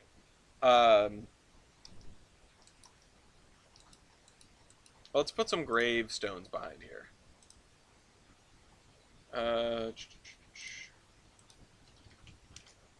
Oops. Is there a grave spline? Oh no, but I do have this. Oh, shoot. Rotate object, please. Are we working with the Fort Wayne Historical Society? They got a Mikado. No, I'm not, but but I would not be opposed to pitching them trading cards. They almost have enough locomotives to make a museum batch out of. At this rate, I'm sure they will have more. I mean, what? They've got Fort Wayne Rare Historical Society has 765. They've got a Mikado. What else do they have? Do they have other stuff like squirreled away? Do they have a second Burke that they've been taking parts off of or something? Excuse me. I'm out of water. Yeah, they should get more locomotives. There are some other museums / organizations that would do really well for like a full batch. I mean, you could do a full batch of the museum, the Age of Steam. You could do a full batch of them and not break a sweat. They've got more than 16 steam engines, don't they? You could do one for Steamtown too, but they're making their own trading cards, which are not good. Like, I respect them for doing it, but they're just not that great comparatively.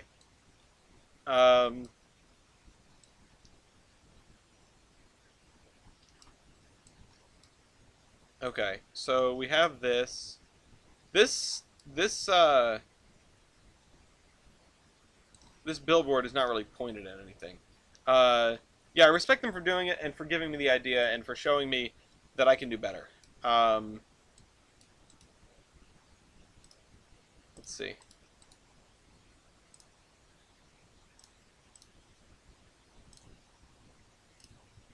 Please tell me this is them saying wrong movie, idiot. Cold. Who pinged me? Oh, never mind.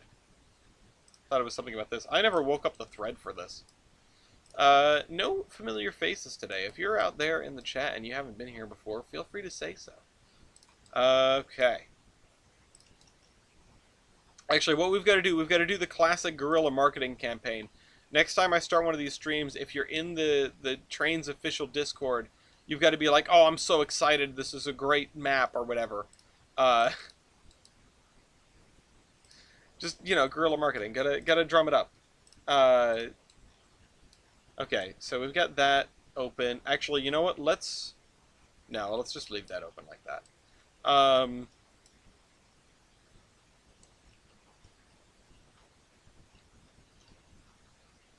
And you know what? If we're gonna use this anywhere, let's throw it on the corner here. Because this is like the only right angle corner that we have. It's not even a right angle. It's close, but it's not quite.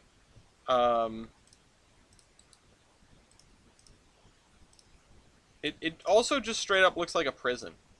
I mean, oh, the only difference is what advertisements are on the side. Oh, man. These all have the same front. Oh, wait, what about this one? Oh, okay, wait. What if I put this one on the corner because it has this thing sticking out on the side? This is technically residential. This works. It's not the right density residential for, like, what I'm supposed to be working on right now, but, I don't know. Whatever. Let's get this, let's squeeze this, let's drop that in there. Okay, how about it? Let's put this here.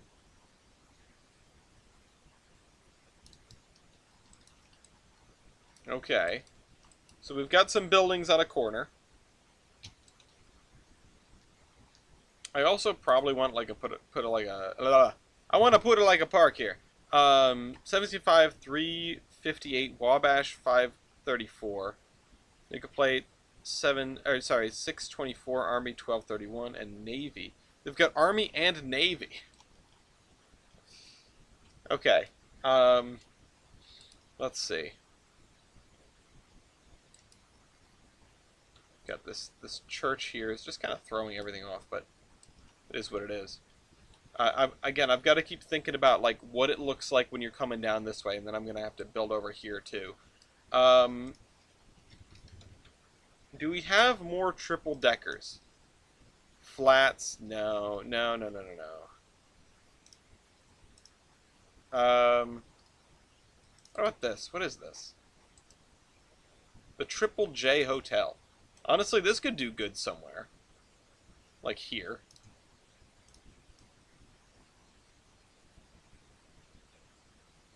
It's not really near anything, so it's kind of a weird spot for a hotel, but you never know. And it does fit in pretty well with this line of buildings here. They've got a few Jeeps, but those ain't on their official page. Well, if those are all steam engines, that's a lot more locomotives than I thought they had. And that's a lot of locomotives. How many of those are steam engines? Okay, we've got the Boston 3-decker. We've got Amtrak Station 3, which is honestly not a bad station. Just the fact that it's got the Amtrak logos is not very helpful. If I could hide that, that'd be great. Freight House version 3, mobile home 3 double wide. Oh, okay, mobile home 3, comma double wide. To the Berkshire and the Mikado. Oh, okay, damn. Let's just put this somewhere, like, over here, I guess. Over there. Both Lima. Oh, that makes sense. That doesn't surprise me considering where they are. If I was in Ohio, I would probably want that too. Station Steamboat. What the heck? Oh, wait a minute. Is this a dock? It is a dock. Oh dear. That's really something. Warehouse 3. Then we have the 3-deckers. That's it. I mean, the Boston 3-deckers are great. Has Train 6 reached 3 yet? Yeah, the town of 3. Hello,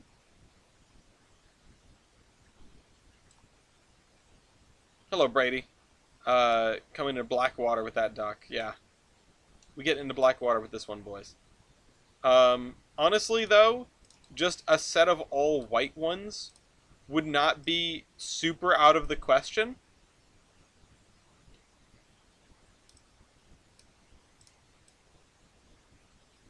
If we did this whole block like this, is this the widest block or the narrowest block? It does open up a little bit. We might be able to fit some of the actual Boston 3-deckers in the rest of that area. Because those at least provide us 4 colors. Wow.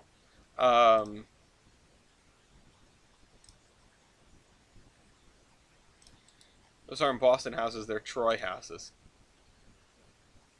If it's a Mikado post... I mean, honestly, you might be able to tell just by looking at it.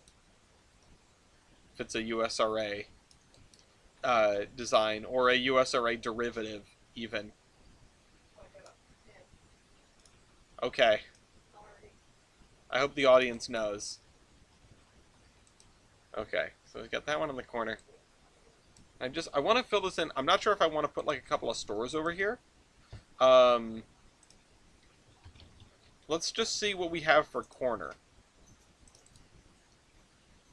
We have got Sports R Us. We've definitely used that before. Sussex Shop Fronts corner. That's not.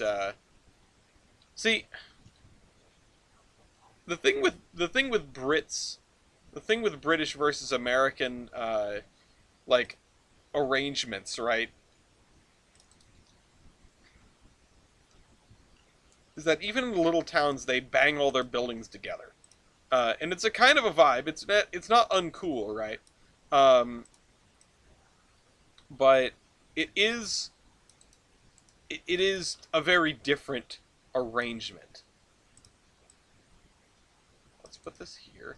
Let's put this here, and then let's see if we can get like a brick walkway.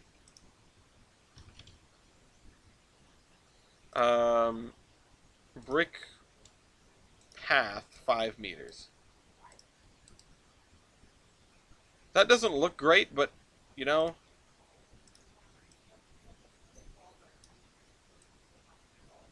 Please tell me we're not changing from water fire, because I'm already locked in for Friday now, probably.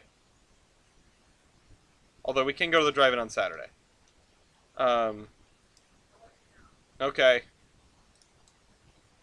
It's pre-USRA. Okay, well, there's your answer. Um,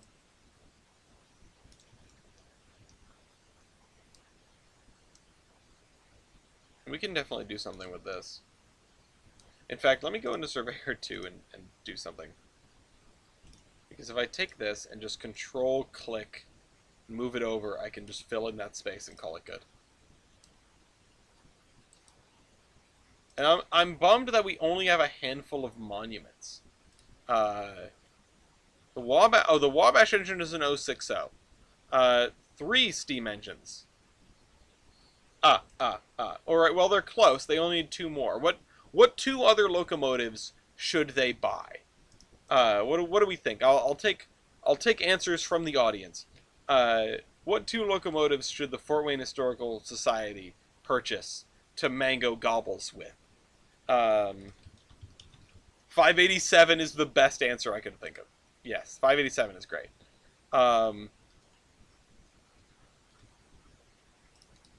Holy Jesus!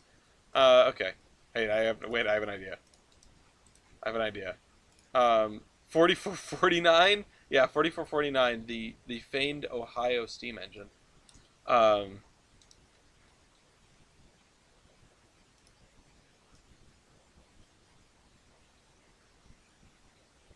New build and Empire State Express Streamline Hudson, yeah.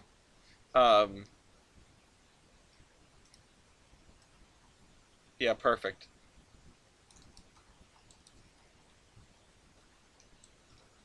This is the national butt plug. Look at that thing.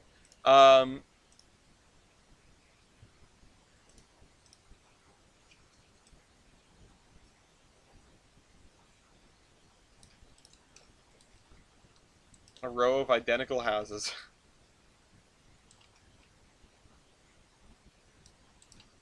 I think they should snag the Berkshire in Lima.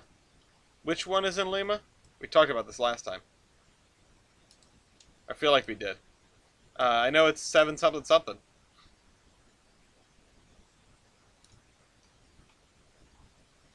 Should new build a B&A Burke and just become Burke Central. The other 2 locomotives they should acquire are the 2 locomotives that are up at Eagle Lake in Maine. They should bring them down as part of a huge effort. Restore them and run them. You know what I'm about to say next. No, street view of it sucks. Oh, it's 779.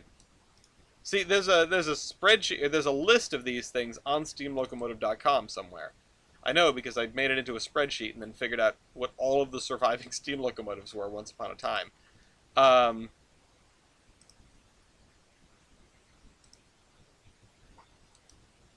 So, okay, we got some cool looking rocks. We got schooners, which we don't really have a use for. I'm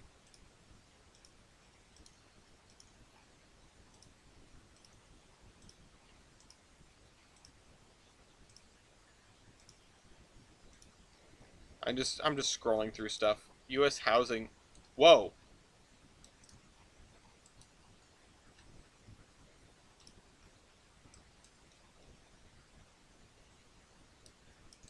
Ferb, I know what we're doing today. I need to download every single one of these. This is awesome. We're gonna have to go and find every single one of these, which there are at least a couple. Here's one I. There's one B, one E, one I. Those are the ones that I have on hand. Um, Holy crap, what was that? Oh my word. Look at that. We might have to adjust our street grid.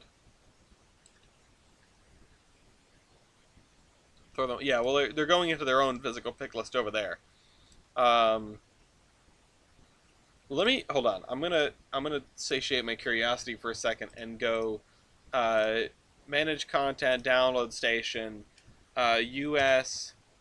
housing. Oops, subdivision. Okay, there's a whole bunch. There's like there's another 7 of them that we don't have. I'll have to download them when we're done.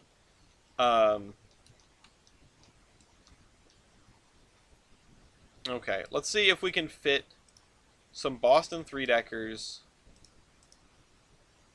in this block back to back. Let's see if we have enough room. We might not. It's looking a lot like might not at current time. Um, but maybe we do these in the front and those in the back.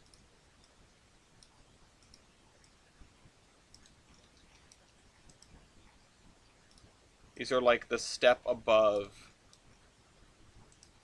or the step below, like tenements and brick buildings that look like this. Now, I don't think this area would be dense enough to have those. These are like between row houses and tenements. Um,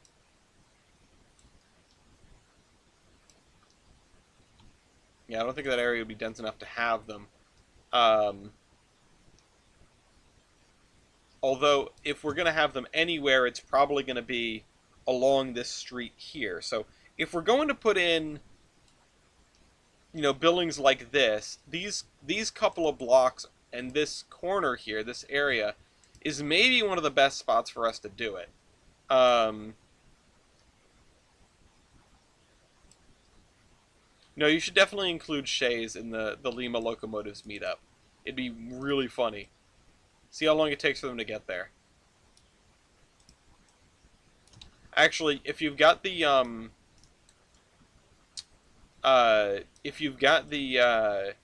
shoot, what is it called?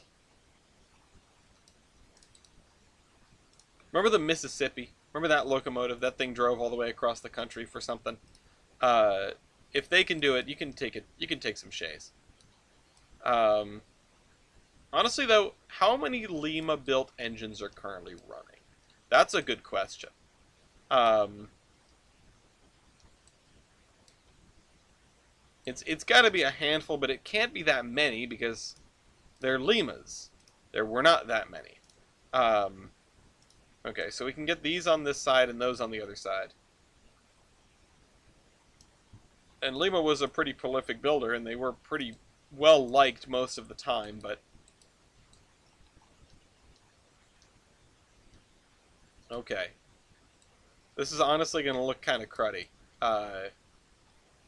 And that's just the way it is, because that's kind of the way it is. I mean, these would have been mill houses. They would have been built by the mill company. There's no need to make them different. We own this land, or we're buying this land to stamp out houses on. So, yeah. 4449 is a Lima? I don't know why I never knew that. I would have expected Alco. Does that include export locos? Oh, well, I mean, getting the export S160 to come back to the US would be really funny. All the GSs are Limas. Wow. I didn't know that. That's cool. Boone downtown.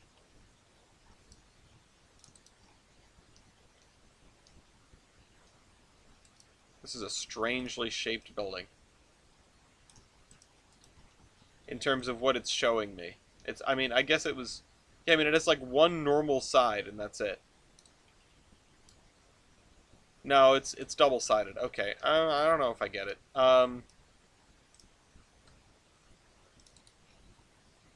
This is like the perfect truss for stuff that we've talked about doing in the past. Um, and then we have another bridge, which is actually, this is pretty cool. If we could fit 2 tracks on this, I'd use it. But we can't really fit 2 tracks on it. If we could, I would definitely put it on one of these. Especially because I'm pretty sure we're going to put a road through here now, too.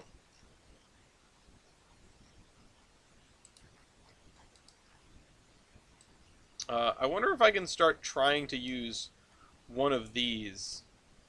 And, like, there are only so many, so I shouldn't go absolutely nuts with them.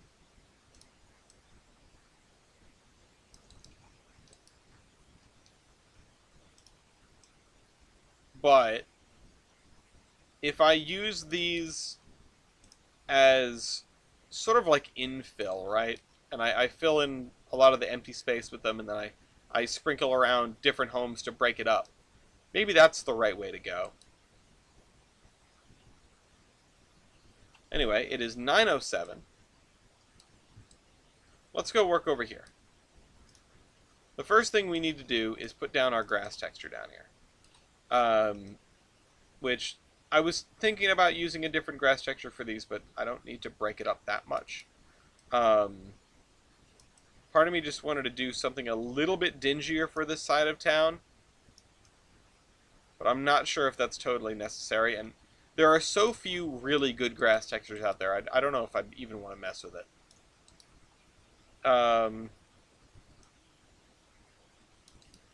They're Baldwin Lima. Are they technically Baldwin Lima? That's cool. I didn't even think about that. Let's fill this in here. Let's put up like a hedge here. This is one hell of a hedge. How tall is this hedge? Yeah, okay. Actually, let's put this hedge along this whole thing here. I just slipped my arm off my desk almost. This guy right there.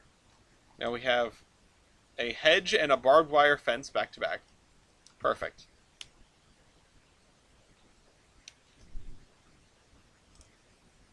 And I want to put some gravel down the back here. So that we have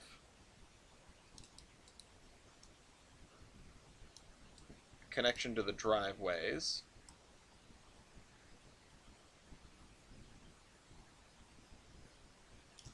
There. They were technically built by Baldwin Lima Hamilton. Cool. And then just to make clear to ourselves that we're going to be filling in this area too, I'm going to fill in this area too.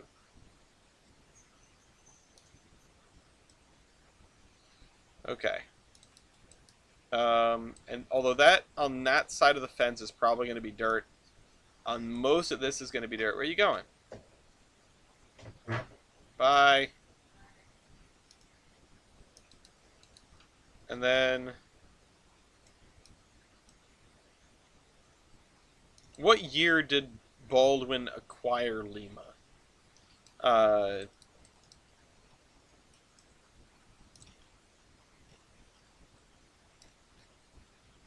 so we've got a little subdivision, like the projects in the middle of all this industrial area.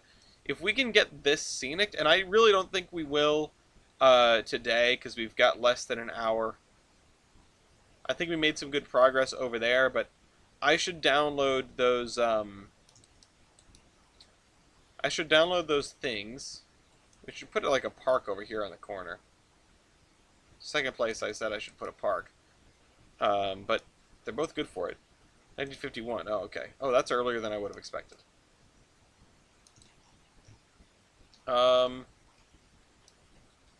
Fairbanks Morse, better known as GE's transportation divisions. Download them now and play some Not Tetris. Now, we had a good run at Not Tetris, though. We had a pretty good run at Not Tetris.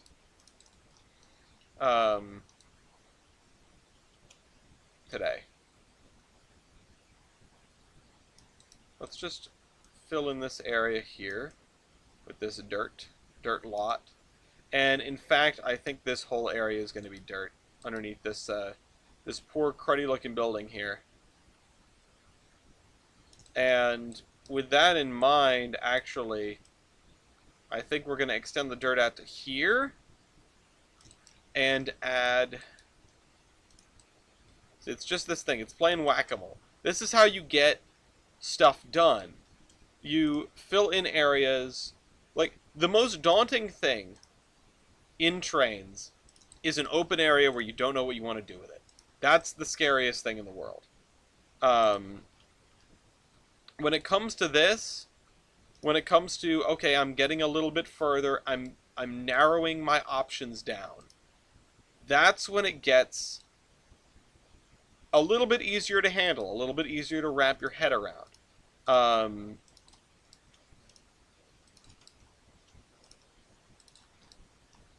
Okay, there. Because once you get to a place like this, you can go, okay, yeah, now I know I want grass and bushes here.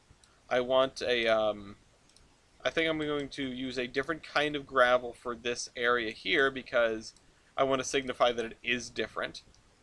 But I do still want this gravel here.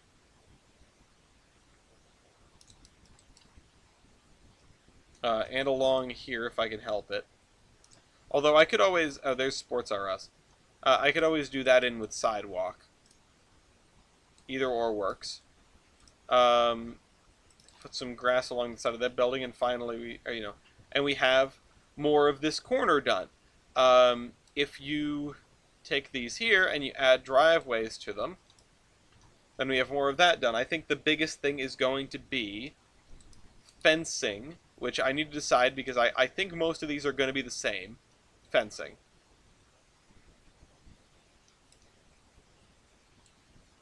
And I do want gravel driveways and not asphalt driveways. Let's see. No, I don't really have the equivalent over here. Unless I want to use this. Which, let's see. Oh, wait. No, I did use these houses already once, but I don't... Okay, yeah, no, I did. I connected them with these. Ground texture spline gravel 10 foot. I'll try this first. At least we know those are there. And it takes us a minute to fly over the city, and I love that. Nope. Too wide. Alright, let's go back. We have to go back. Okay, there. Ground texture spline gravel. Even if most of the city that we do have done right now is very homogeneous and is not the kind of fleshed out and perfectly balanced as all things should be kind of city that we need, it's still really great to have that much completed area that it takes us a minute to get across it. And that, yeah, that makes me really happy. Because it's a sign of progress. And I talk about setting goals, and I talk about setting goals such that at the end of every day you can see that you've made progress towards it. And honestly, Bellington and South Bellington is a really hard one to goal set for. And I feel like for a lot of people, this would be far too much. You want to get done with the railroad building. You want to have your rails down, your industries done, your stations up, and your yards together. And you want to have locomotives in your roundhouses and cars in your yards, and you want to drive stuff. You don't want to spend 3 years building a town. And the fact that I only get 52 episodes of this a year, which is assuming that we run all the way to time, about 150 hours of work on this. It's not a lot. It's not a lot. The fact that we make any progress it always makes me happy. It's always quite staggering to see that we have been successful. Let's let's grab two at once. Slide these over. And I love looking at this world. And there still isn't really, and this is the slight bummer right now, there still isn't really a, like a section where we can take screenshots and capture the whole city without any interference, without any confusion, or without seeing any grid anywhere, is really what I was trying to say.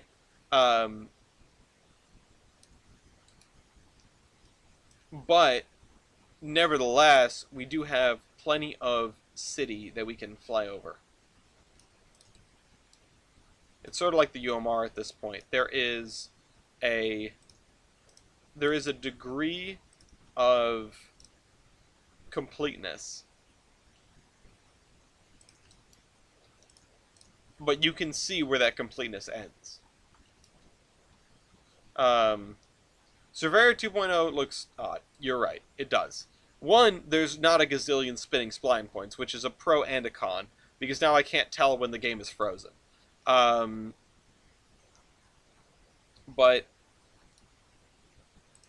I also don't trust the search filter here because it crashed the game once before. It's like stepping into AutoCAD or something, you know. It is... Oh, whoops, I probably should open the thing before I... It is a very different kind of program. It just don't feel right. Well, yeah, I mean, it feels different. It's something that's going to take getting used to. It's going to take quite a bit of getting used to, really. And I have spent an awful long time with it trying to wrap my head around it and trying to learn what I need to learn in order to you know, get as much out of it as I can. And it's an uphill battle in some respects. The understanding of Surveyor 1 is so baked in. Gotta go from the other direction. The understanding of Surveyor 1 is so baked in that when it isn't the same amount of intuitiveness, when I don't see something and go, oh yeah, that does that, then I sort of give up and I go back to Surveyor 1 because that's the easy thing to do. Not ideal, but still.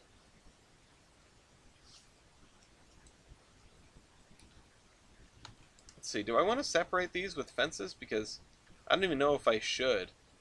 Having those fence lines there is something. But with these houses being the way that they are, they don't really have backyards. Maybe they should be on, you know, in places where the streets are much closer.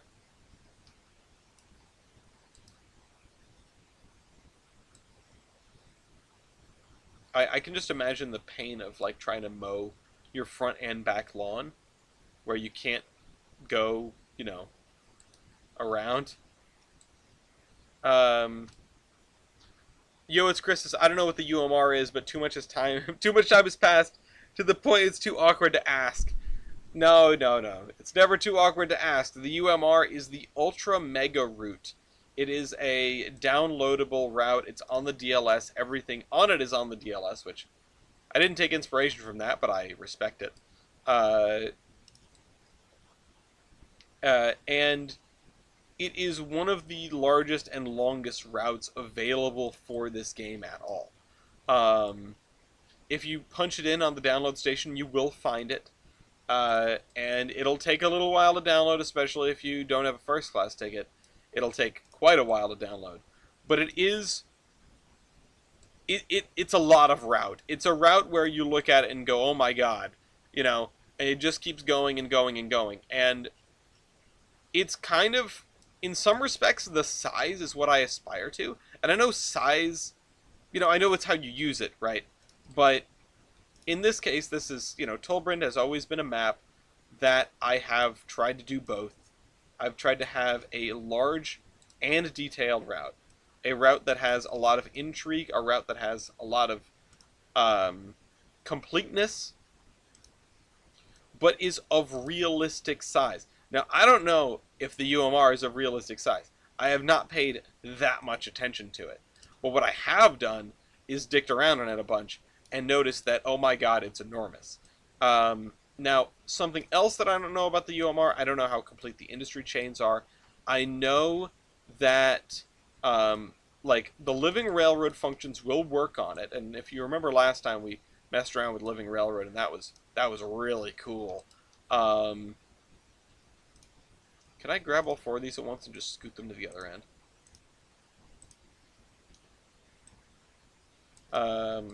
Seems like I can. They're a little short and they're a little over to the right, or over to the left, but I'm pretty close. It's a gigantic route. It's honestly, yeah. The living railroad stuff, it does work on it. I wouldn't recommend it because I don't know how living railroad, like the industry setup, makes sense of what needs to go where, in terms of closeness. I don't know if it was only pulling from nearby stuff or if it was looking much further away. But uh, what I do know is the trains that I set up absolutely by no means were running short distances. Uh, there is somebody out there on YouTube that does operating sessions on the UMR, that they have like an ongoing series of running stuff. That's also pretty neat. They keep track of it with a spreadsheet, which I respect immensely. Um, and yeah, I just got randomly served one of their videos the other day, so it gave me a bunch of views. It gave me a sort of insight on that. Not a bunch of views. Gave them a bunch of views, I would imagine. The algorithm. Um, I would hop on, but it's such a giant route. It takes a while to load. Um, I'm not sure if it takes more or less time than this, though. I'm genuinely not sure. It might take more time to load than loading up Tolbrand, and I could understand why. It is not a hyper detailed route by any stretch of the imagination. Neither is this, of course. Um, but it is not a wide route. It's not a thick route. It is not very girthy. Most of the areas, if the guy who the person or persons who made it, uh, they did not, like, if they could make it one tile wide in an area, they would. You know, if all they could do, if they had to extend an extra tile to fit some stuff, yep. A lot of the railroading is at right angles, um, and like I'm not criticizing this. I'm not criticizing this because lazy is not what I would say about that. But it is certainly a path of least resistance to do that kind of thing. Um, to do the single tile wide and um, the single tile wide and the right angles. It's not realistic. Of course, Trainz routes don't have to be. Uh, and it is one of the spaces that you can easily sacrifice realism for time. Um, because generally, if you're driving in a straight line in Trainz, it doesn't really matter if that's a north-south, east-west aligned line, or if it is, sort of like this, or more fittingly like this, or like this. Um, I mean, those aren't dead straight lines. This is, and it's grid aligned. Um, but if you look at this, you'll notice we could chop off these outer tiles, and it really wouldn't be detrimental at all. In fact, every single place on this map, you could cut at least one tile from the edge and not nick the track, and that's done on purpose. Uh, one of my biggest sort of not peeves, whatever the opposite of a peeve is. One of the biggest things on this route is to have enough scenery that you can't see the edge from the track. Going Jeffersonian grid. Um, but yeah, that's what I'm getting at. Is this isn't this isn't a comparison. It isn't a criticism, or it isn't it isn't. I mean, it is a comparison, I suppose, but not in the not in the judging way. And I don't want people to take it that way. I will not go and say mean things about the UMR. The UMR is incredible.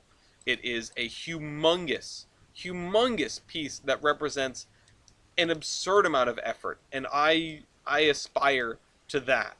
Um, in order to achieve that, it cuts corners. In order to achieve that size, it cuts corners on breadth and detail. But that isn't a problem per se. It's just something about it. Um,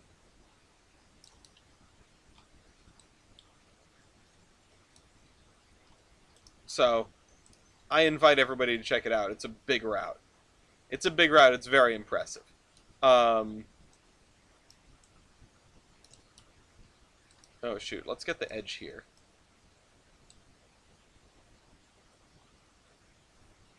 Yeah, right there. Okay.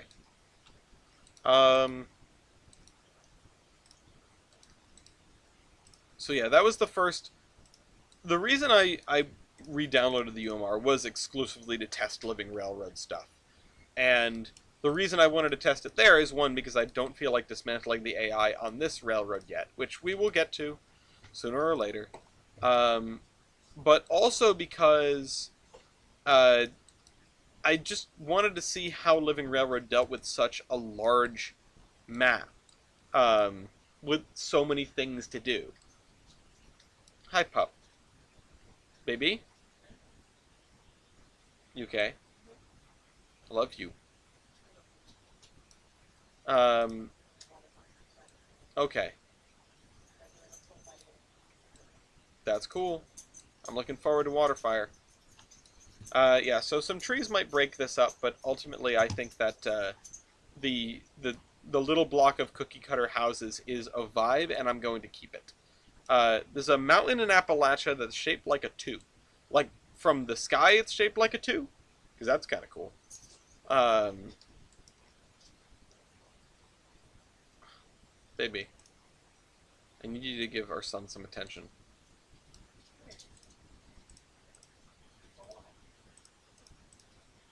I don't know what he wants from me. He's pawing at me. He wants something. Come here. Lafayette.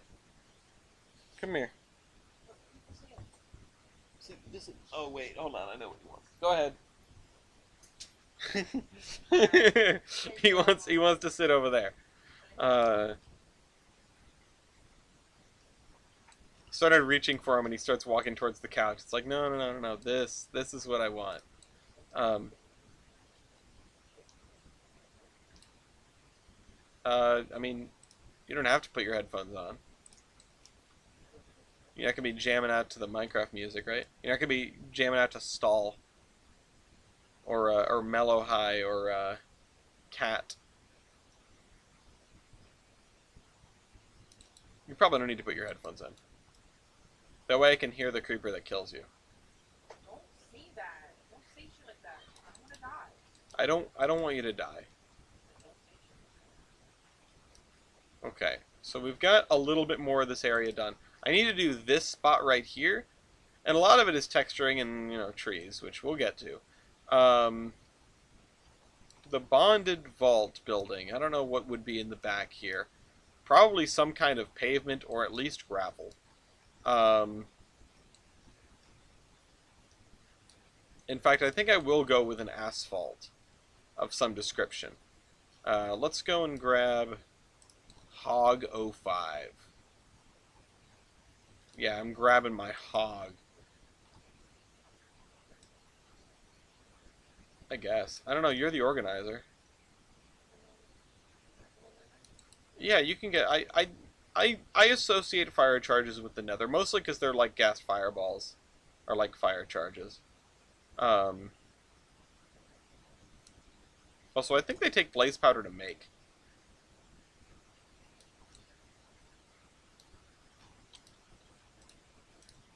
So we'll go along this edge with grass. And once we get this block done, that's another like whole section that looks complete. It's not, because we don't have trees, but it looks complete, this area. And we need to do these guys over here. West of Roanoke, Virginia. If you zoom out far enough, you'll see it on the second set of mountains to the west.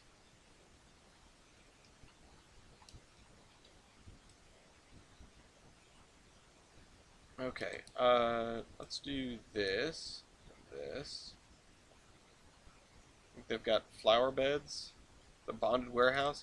I'm never not going to associate bonded warehouses with the mob, because of the movie Vault. But you know, I know that's not the point.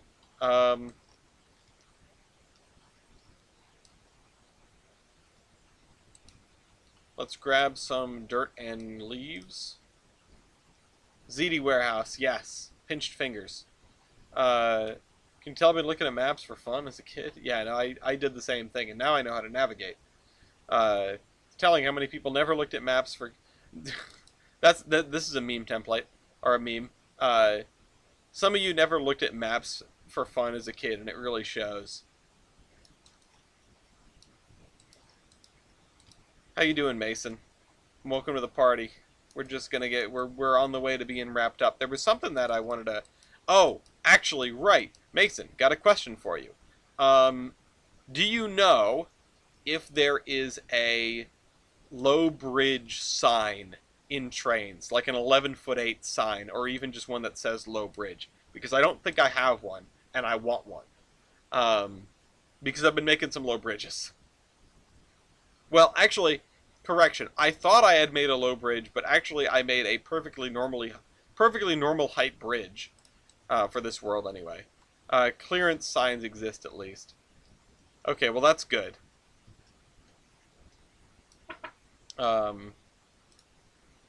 Let's do this. I hope it picked that up. I hope so. That was really funny. Okay, yeah, let me know if you find it, because I would love to have that. Now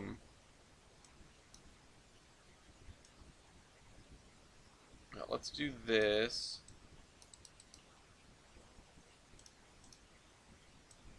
And then we'll go around the edge with this grass, because why not? I don't know what this building is or was, but we'll leave in a little grass strip that separates it from the bonded warehouse. Maybe I could put some junk along the side here. Actually, hold on. This reminds me of the road up to main locomotive machine a little bit. So I'll put one of these here.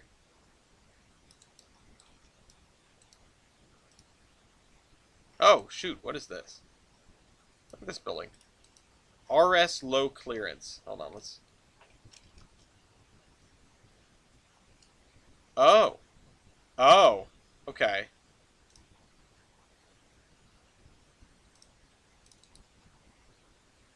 Where'd it go? There it is. It's invisible from the back. Does my route use any USRA stuff? Honestly, I couldn't tell you.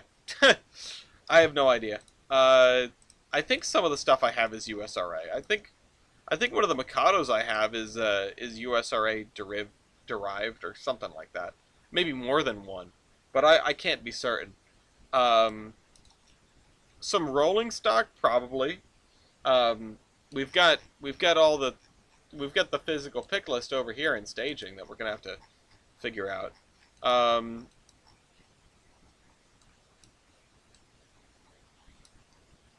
So any of these things USRA? Probably some of them. Well, okay. So the problem is USRA stuff would be much older. Oh,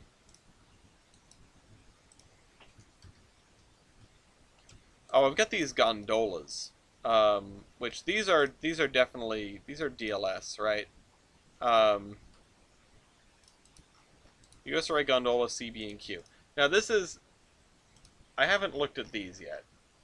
Okay, they have bulk. They have chassis frame O2 product. I think that's new.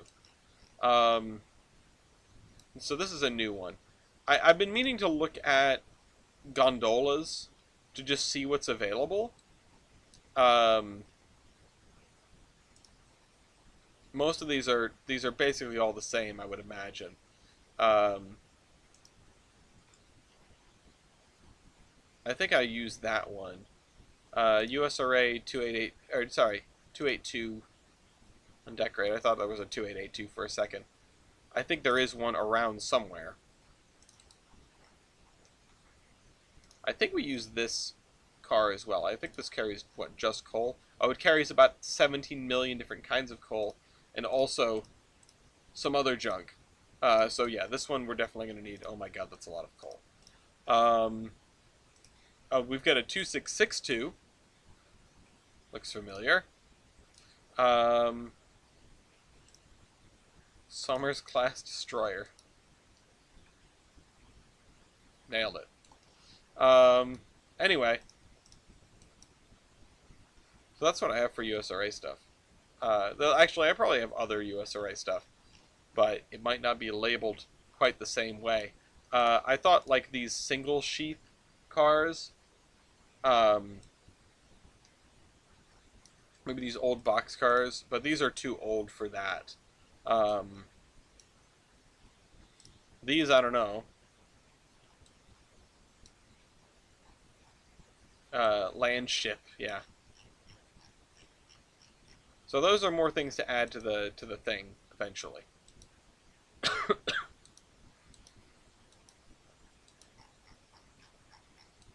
Oh, look how this has grown. This makes me so happy. Um, then we gotta fill this in, which I don't even know what to do about that. Um, let's look at fence again. Because search filter. Uh, this is actually kind of whimsical. Look at this.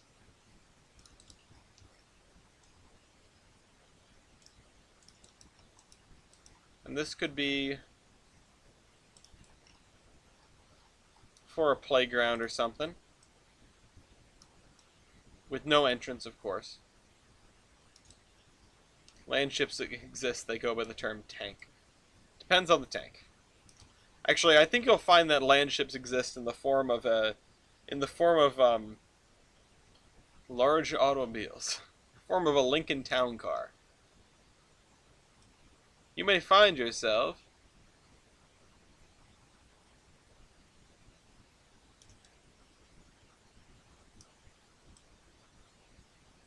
there we go. Just noticed that this fence is held up by rails. Um,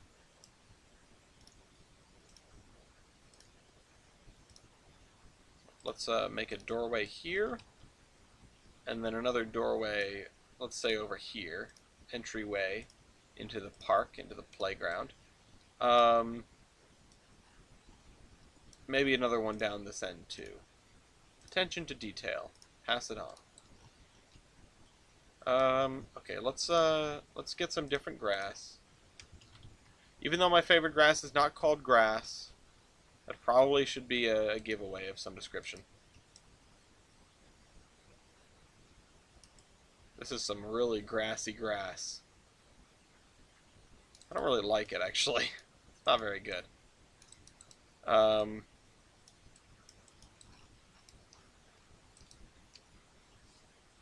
Let's see. How about picnic tables? What a bunch of picnic tables. Speaking of mouse, where's an L3 when you need one? Okay. How about this little picnic shelter? Maybe this won't be like a playground so much as it'll just be like a gathering space. Although maybe a set of swings won't hurt.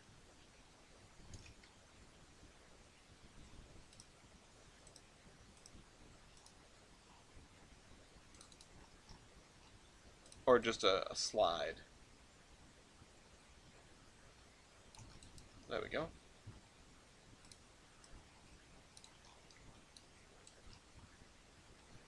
There we go. Okay. We'll definitely have to put some trees in there. Actually, let's grab a big leaf tree. Nope, wrong one. Big leaf maple.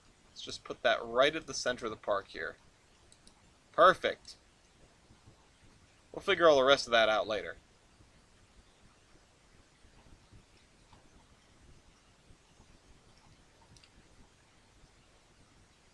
Okay. What's next? Well, let's see. We need to put in grass around this here.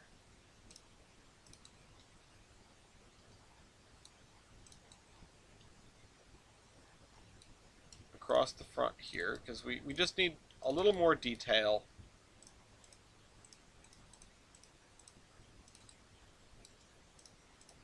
A little more stuff, a little more clutter going on there. We're gonna need trees there too. And that's the problem with me wanting to hold off and figure out and like do proper like tree thinking, figure out where the trees go, and what goes where as far as trees go, is that this area won't feel complete until we've done that. Because it's gonna go a long way to sort of define this area. Now, this area looks pretty cool as is, and the fact that we can sort of look almost all the way around and not see grid from that intersection, that's something. That's definitely something. Does anyone know of a place that restores older models? Not off the top of my head. There's probably a place you could send a thing away to though.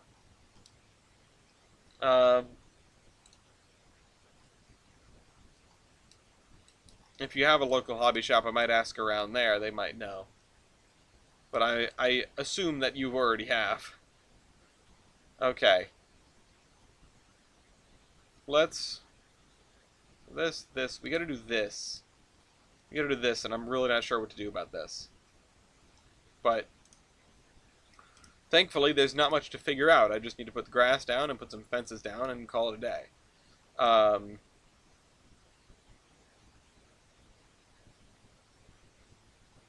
Like so.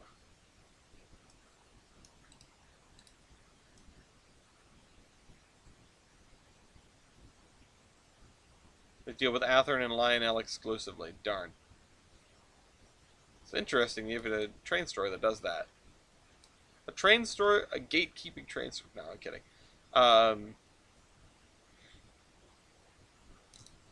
See, the ones around here, they barely survive peddling everything under the sun. Okay.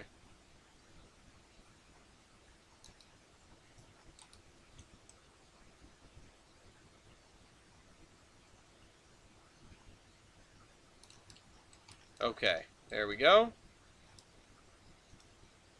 And...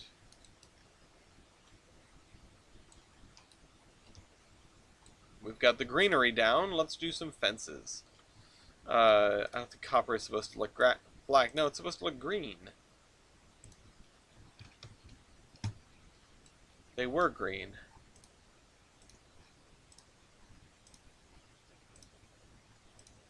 Okay, let's find some good fences for these. Because, what the heck is a punga wall? Oh my word. That's kind of intense. A punga wall.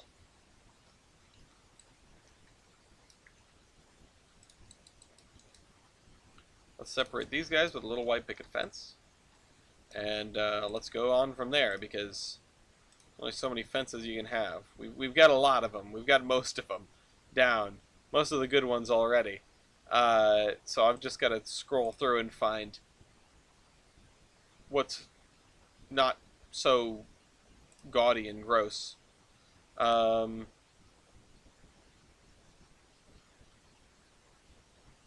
Chain link 1942. No. There's a privacy fence, a 6-foot privacy fence. cool fence. Some fancy stuff. Oh, there's this one.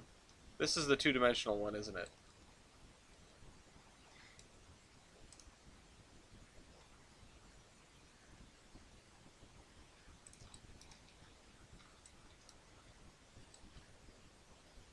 Let's just use this over here. I don't love the two-dimensional fence.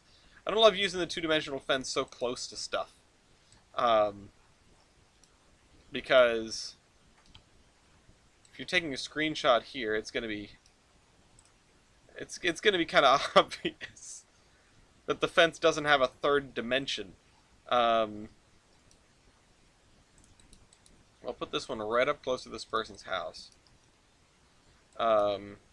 And then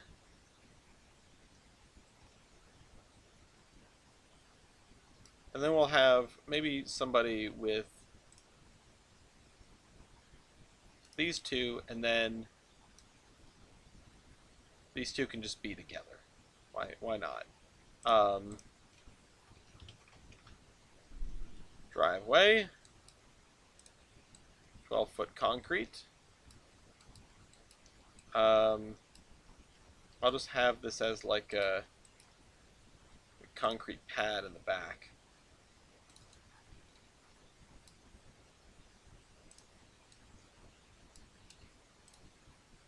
These guys can have a driveway over here. Maybe those guys don't have a driveway. These guys can also have a driveway over here. Oh wait, no, let's send this one all the way to the back. Maybe that's why the fences are the way that they are. Send this driveway all the way to the back. These guys can also have a driveway that goes all the way to the back. So that was what was in vogue. These guys don't get a driveway. And then this building, honestly, I think I want to slide it back away from the road and then just add a gravel lot in front of it.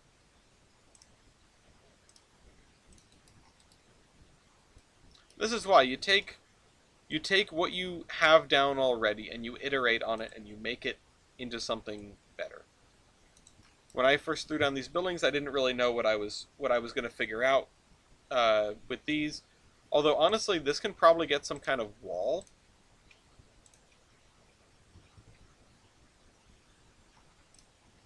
Now I'm getting wooden stuff.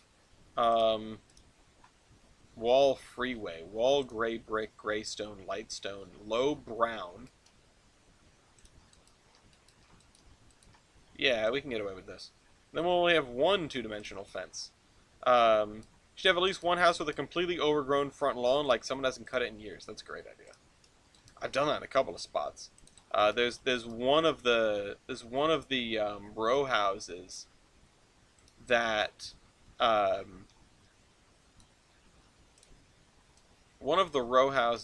is basically supposed to be abandoned that's got bushes growing through it. I'll show you in a sec. Baby? Okay. Let's just bring this up to here.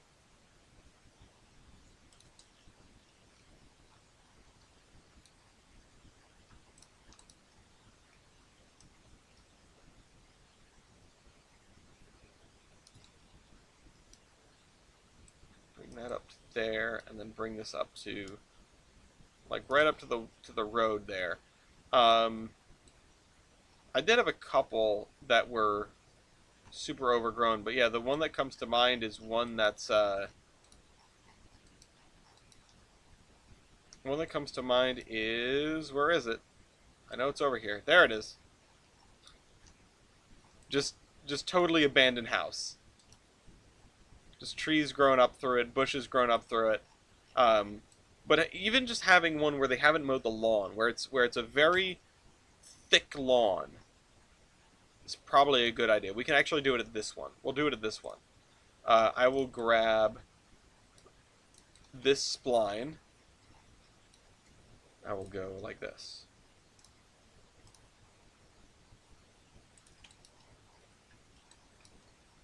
Yeah, there we go. That looks better than I expected it to, honestly. And also, this house is backwards. There we go.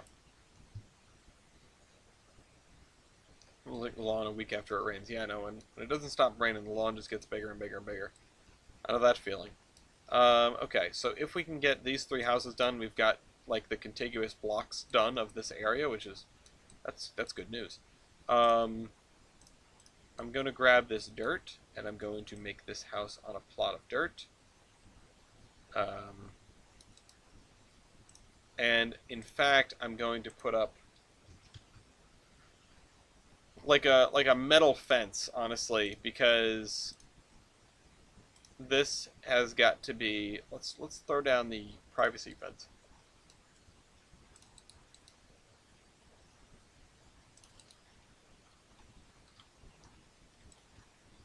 This has got to separate this unit from the other one. On this side, I'll use hedges, um, but I don't want to use like bad ones. I want to have like a nice 3D one if I can help it. Um,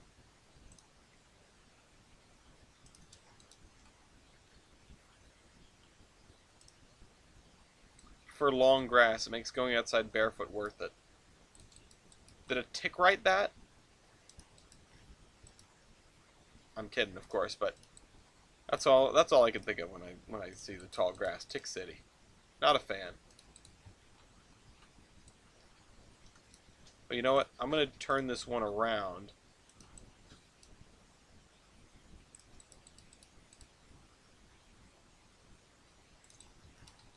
Oh, it's symmetrical. Whatever. I tried. Um, this is looking pretty great. Oh, we gotta put a driveway under this.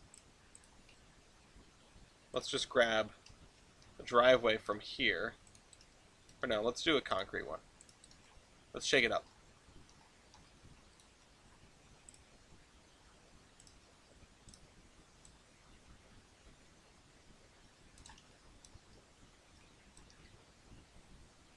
And then this one, yeah, maybe we can also do a concrete driveway. Or at least like a pad large enough for a single car. Um, there we go. We've got this area done. This area, the edge of suburbia.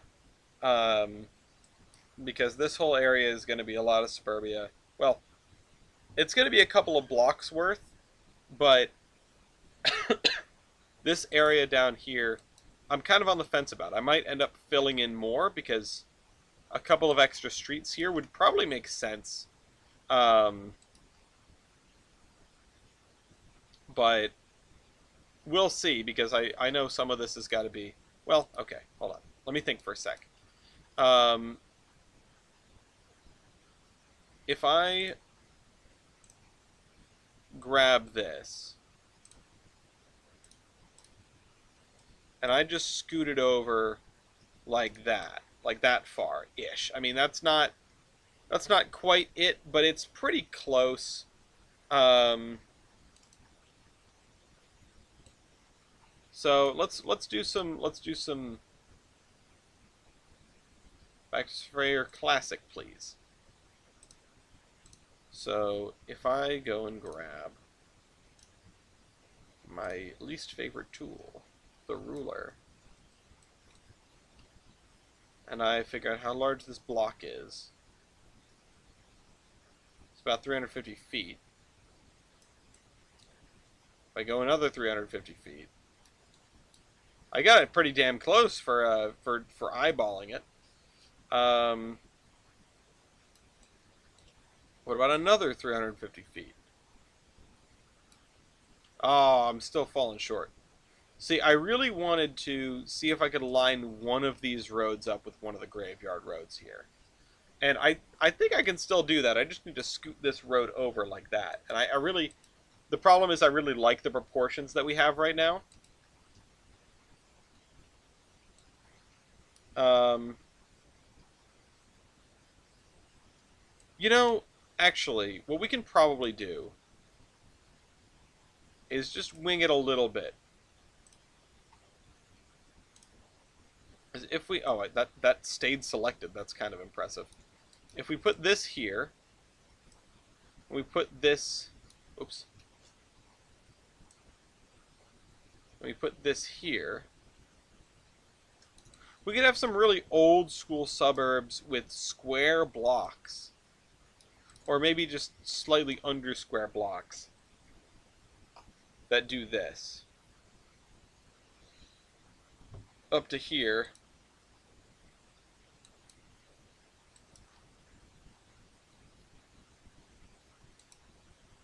Okay. We can bring this road out. Yeah, I think this area deserves to be suburbs. Especially this close to the industry. I mean, people would have filled in this spot. Um,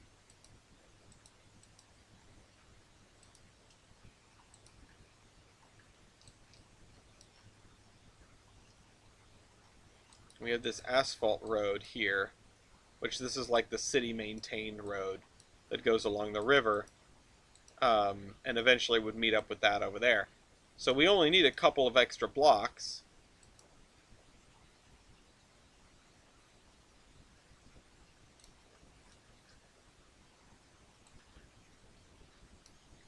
Hmm.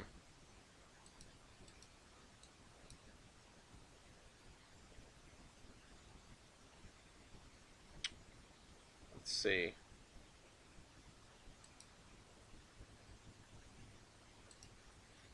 So do I want to continue this in this direction? If I do, I need to take this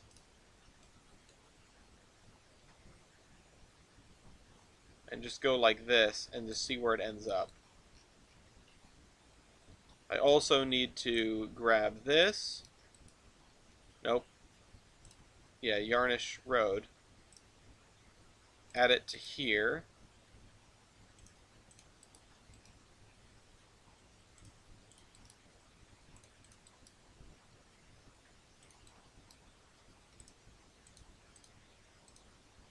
I've got to push more, but I've got a small lawn. Still can't bring myself to mow it often enough.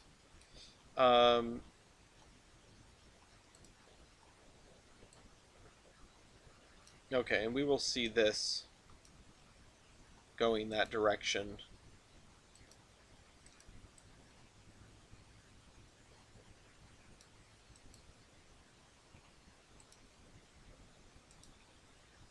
So, if this road was first, and they built this parallel road that went like this to box off these here, and then they put a couple more roads down here, and then just terminated them at this,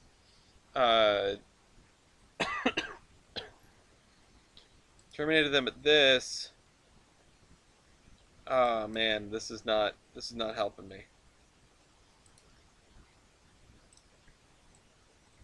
Once again, my heart goes out to everyone that's been affected by Hurricane Helene or Helene.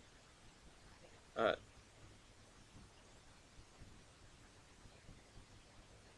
and you know what? I'll just maybe put a road like this.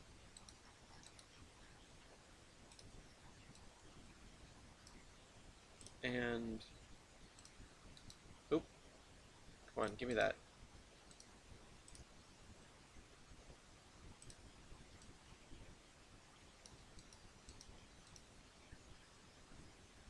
More or less parallel to that one. And I'm aiming for like small blocks. So we're talking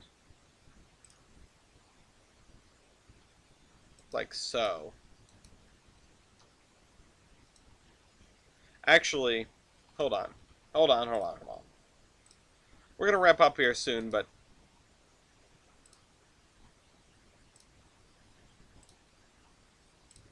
let me check on something. Because if we take this 500 or the 350-foot one and we extend it to here, that's 430 feet. And if we go 430 feet from here up the road, it comes to right about there.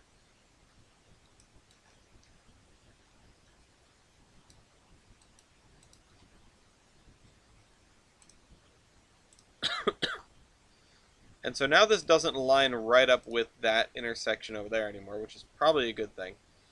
But if we bring that road to there, then it doesn't line quite up with that. That's fine, but this lines up with that, which that's fine. That's probably a good thing. It's right across from the opening to the cemetery. Um, and this is 1, 2, 3, 4, 5, 6, 7, 8, 9. Although I should honestly probably just use the tools I have available at my disposal and some math to figure out how big these blocks are. So if I throw a ruler down from here, 285 feet. Okay? Are you working in the morning tomorrow, baby? Damn it. Because then we gotta go to bed. 285 feet. And then 285 feet. And there's no way in hell it's going to line up. But maybe we can get close. Okay, no, we got 350 from there to there. That's too broad. Let's try. Well, okay. The real question is, can we find like a common denominator or something for this? And I'd like them. I'd like the blocks to be okay. 1,200 feet. 1,200 feet. What can we divide? We can go. We can do blocks of 300, which is still probably bigger than we need. As I was aiming for under 300. But let's see. 4 blocks of 300, 5 what is 5? What 12 divided by 5 doesn't come out evenly. 12 divided by 5 is like 285-ish, I guess. Um, no, it's less than that. You're like 275. Um,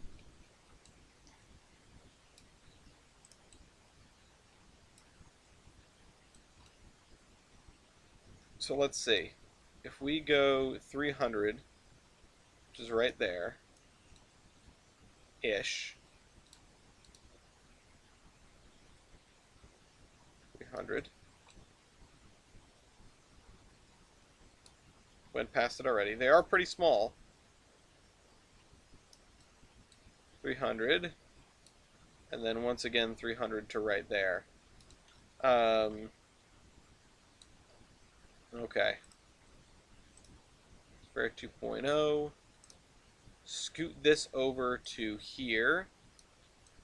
Scoot this over to here. Come on.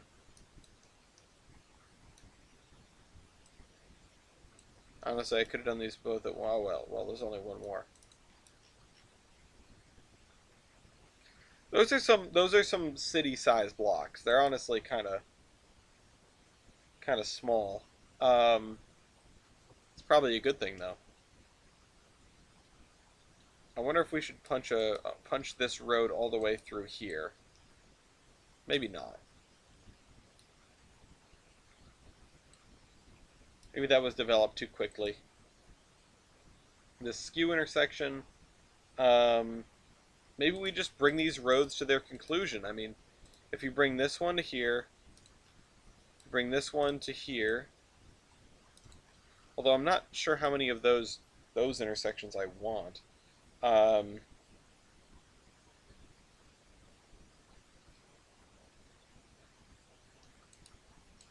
And then maybe you don't bring this one to here. You just use it to close that off. Um,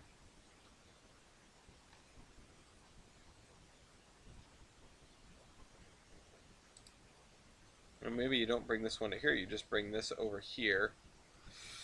Oh, what looks best? What makes the most sense?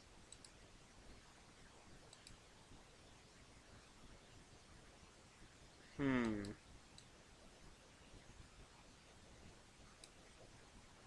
Hmm.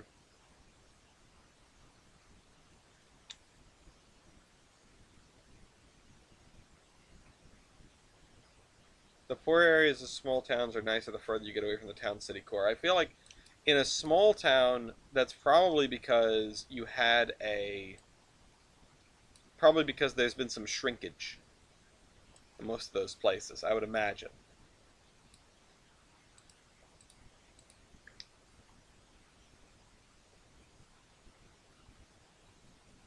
Hmm.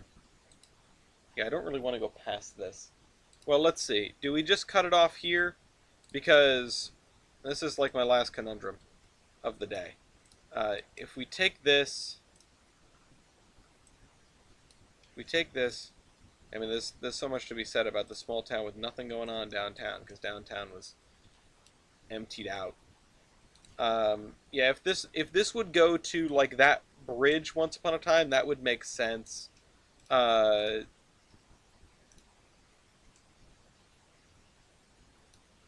and then we have this weird like trapezoidal block that I don't know what to put in. I mean, we could just bring these instead of this. We could just bring these up to the edge of this here. Yeah, put a park. And we've got could do. There's lots of parks. Um, that's always the world building. I don't know what to put here. A park.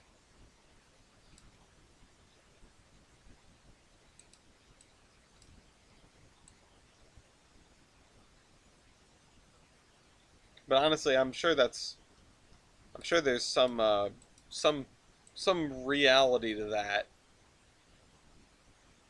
Old pre-industrial city core.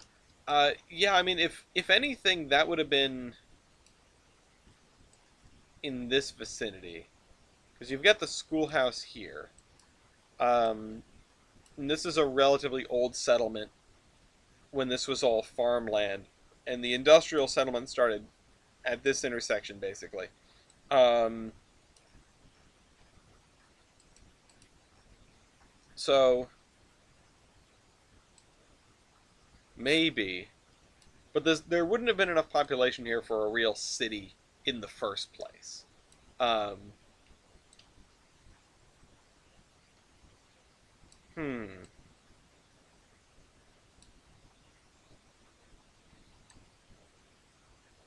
I don't know what to do with this. Old fort? Fort's an idea. Fort's an idea, but why would you need a fort right here? It's not really the spot for it. You'd probably want it over by the river, or at an elevated point, which this is not. Um, and I was thinking of making like a landmark hill in this area, but now it doesn't really make sense because we put this grid in, and I don't really want to get rid of that. Um, if I could raise this up a little bit more, I would, and in fact, I might. Let's see. It's very classic.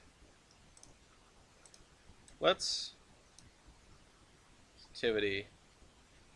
First one weird spots. I mean, I don't know because yeah, maybe like super early on. But even still, you think about them when you build them. You go, okay, I need a. If I'm putting a fort somewhere, it's got to be defensible, right? Um,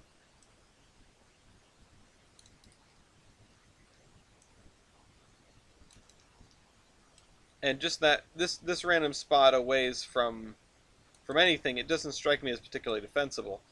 Although, I mean, if a lot of that was marshland, then yeah, maybe. But we haven't really established that it took a while to be filled in because it was marshland. It just there wasn't a lot in this area, and this area would have been a host to a reasonable amount of water power, I would imagine, along the river for quite some time.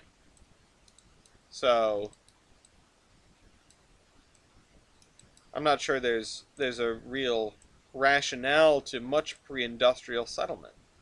And that's where I'm sort of getting hung up on that. I don't this area would have been filled in probably post railroad, um, although defensible aspects got filled in or became populated. Yeah, it's sort of what I'm thinking with like if the area around it was marshland. I just don't know. Yeah, beer distributor. Yeah, now we're cooking with gas. Uh, Uh, I just don't know. So I wanted to make like a Uniconic Hill alternate.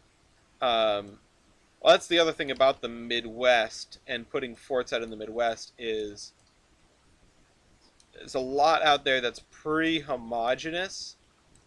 So that's why it's tough to get like a defensible spot. Like it's tough to rate one area as defensible over another. You know what I mean? Um, and that's stereotyping the Midwest in terms of its geography, but it's not necessarily untrue. There were reasons that forts got put where they got put, but it really depends on the size of fort we're talking about.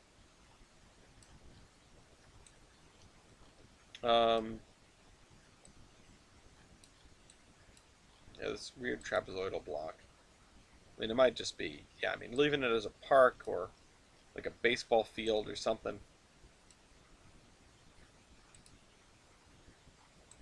Which we've got a little ball field over here, but maybe a bigger one over here. Um, maybe this would actually be like the stadium area, right? Um, what do we have for stadiums?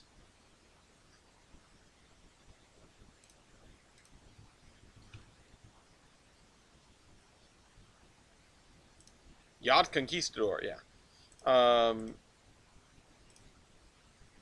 we've got some big ones. Oh, we've got this one. This is actually pretty cool. This looks like the one in Newport. Hold on, where's the... What's the best way to fit this in here? Oh, look at that.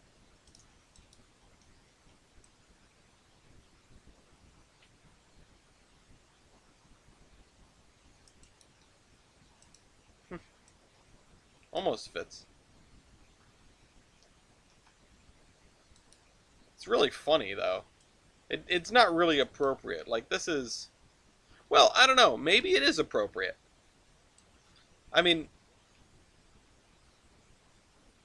who knows what was here before, right? Uh,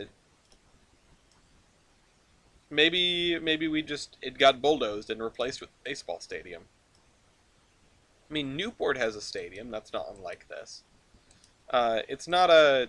this is not like a major league ballpark. This is a this isn't even a AAA ballpark. This is a little one. So maybe this does fit here. We're just gonna need we're gonna need to really show this up when we get to Geiger City, um, or when we get to Gilson City rather. Maybe we'll say there was a fort here and it got replaced with the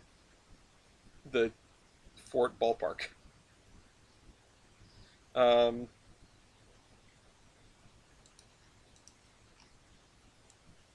at the other end of the road from the cemetery is the ballpark. It makes perfect sense.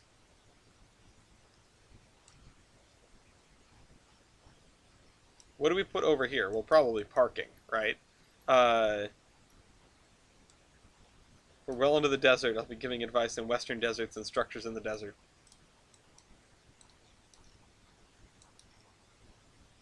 Okay, well, we got a ballpark. I guess that's just how this area was developed. Um, and in fact, we could maybe even constrain this further. If we break that road there and make this like make that an intersection, then it would come to here. Yeah, all right, oh yeah, it's all coming together. Um,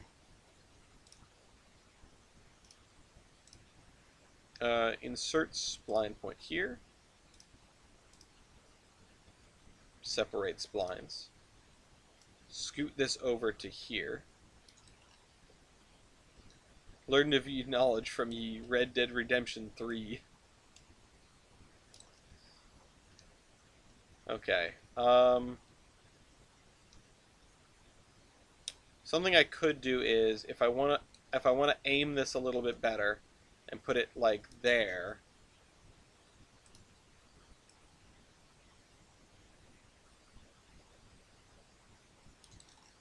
if I want to put this there, and I want to scoot this over to here, which we're going to have to figure out this river and this road that goes along the river.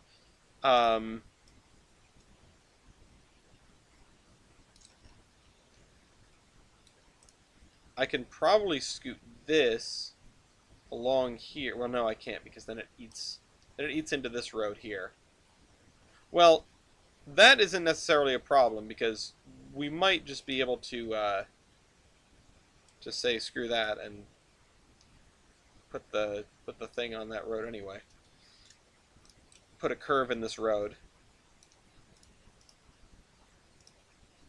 Insert spline point.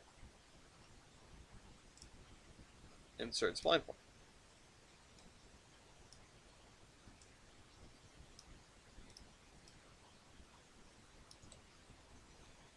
Okay. And then what? We've got a zigzag in the road.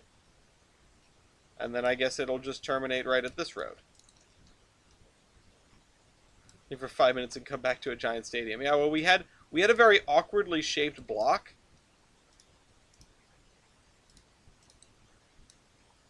And this is probably the best thing we could have fit in it. Either this or a fort. I wasn't sure the fort was appropriate for the locale. But yeah, so we got a fort, or we got a baseball stadium. We got to name this the something forts, the Bellington Forts. I wouldn't call people greedy for that, but you know, don't look a gift horse in the mouth. Any rail fan who says CSX Heritage liveries are ugly because they have standard colors on the front. Nah. Just be glad that we get Heritage units at all. Separate splines. Whoever thought that we'd be getting CSX Heritage units? You know? Select an assets palette.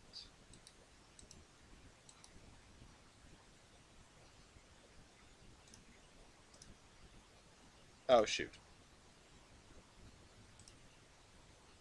I need the one side one. I am thankful that they exist. I think everyone should be thankful that they exist. Who would have thunk? CSX used to be the bad guys. Remember that? Straight and spline. Now it's NS. Okay. Let's do this.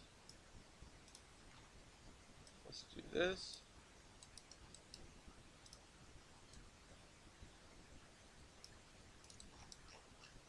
And, okay, we've got one more intersection done. We've got a baseball stadium, and I'm not entirely sure what else we could do in this neighborhood. We just are going to have to fill in these 8 blocks, decide if we want to put a road through the middle here, which I'm on the fence about. Although, honestly, part of me says we should sever this road here. Nah, that wouldn't be good. Well, okay. What if, instead of severing the road here, what we did was we made it like an industrial road. And then we had the trucks loading up over here. That might make more sense. Getting this truck loading point in like a sane location has been the bane of my existence thus far.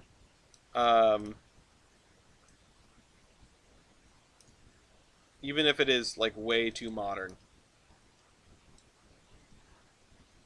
We'll do this, and then a nice chain link fence, and then some houses on the other side.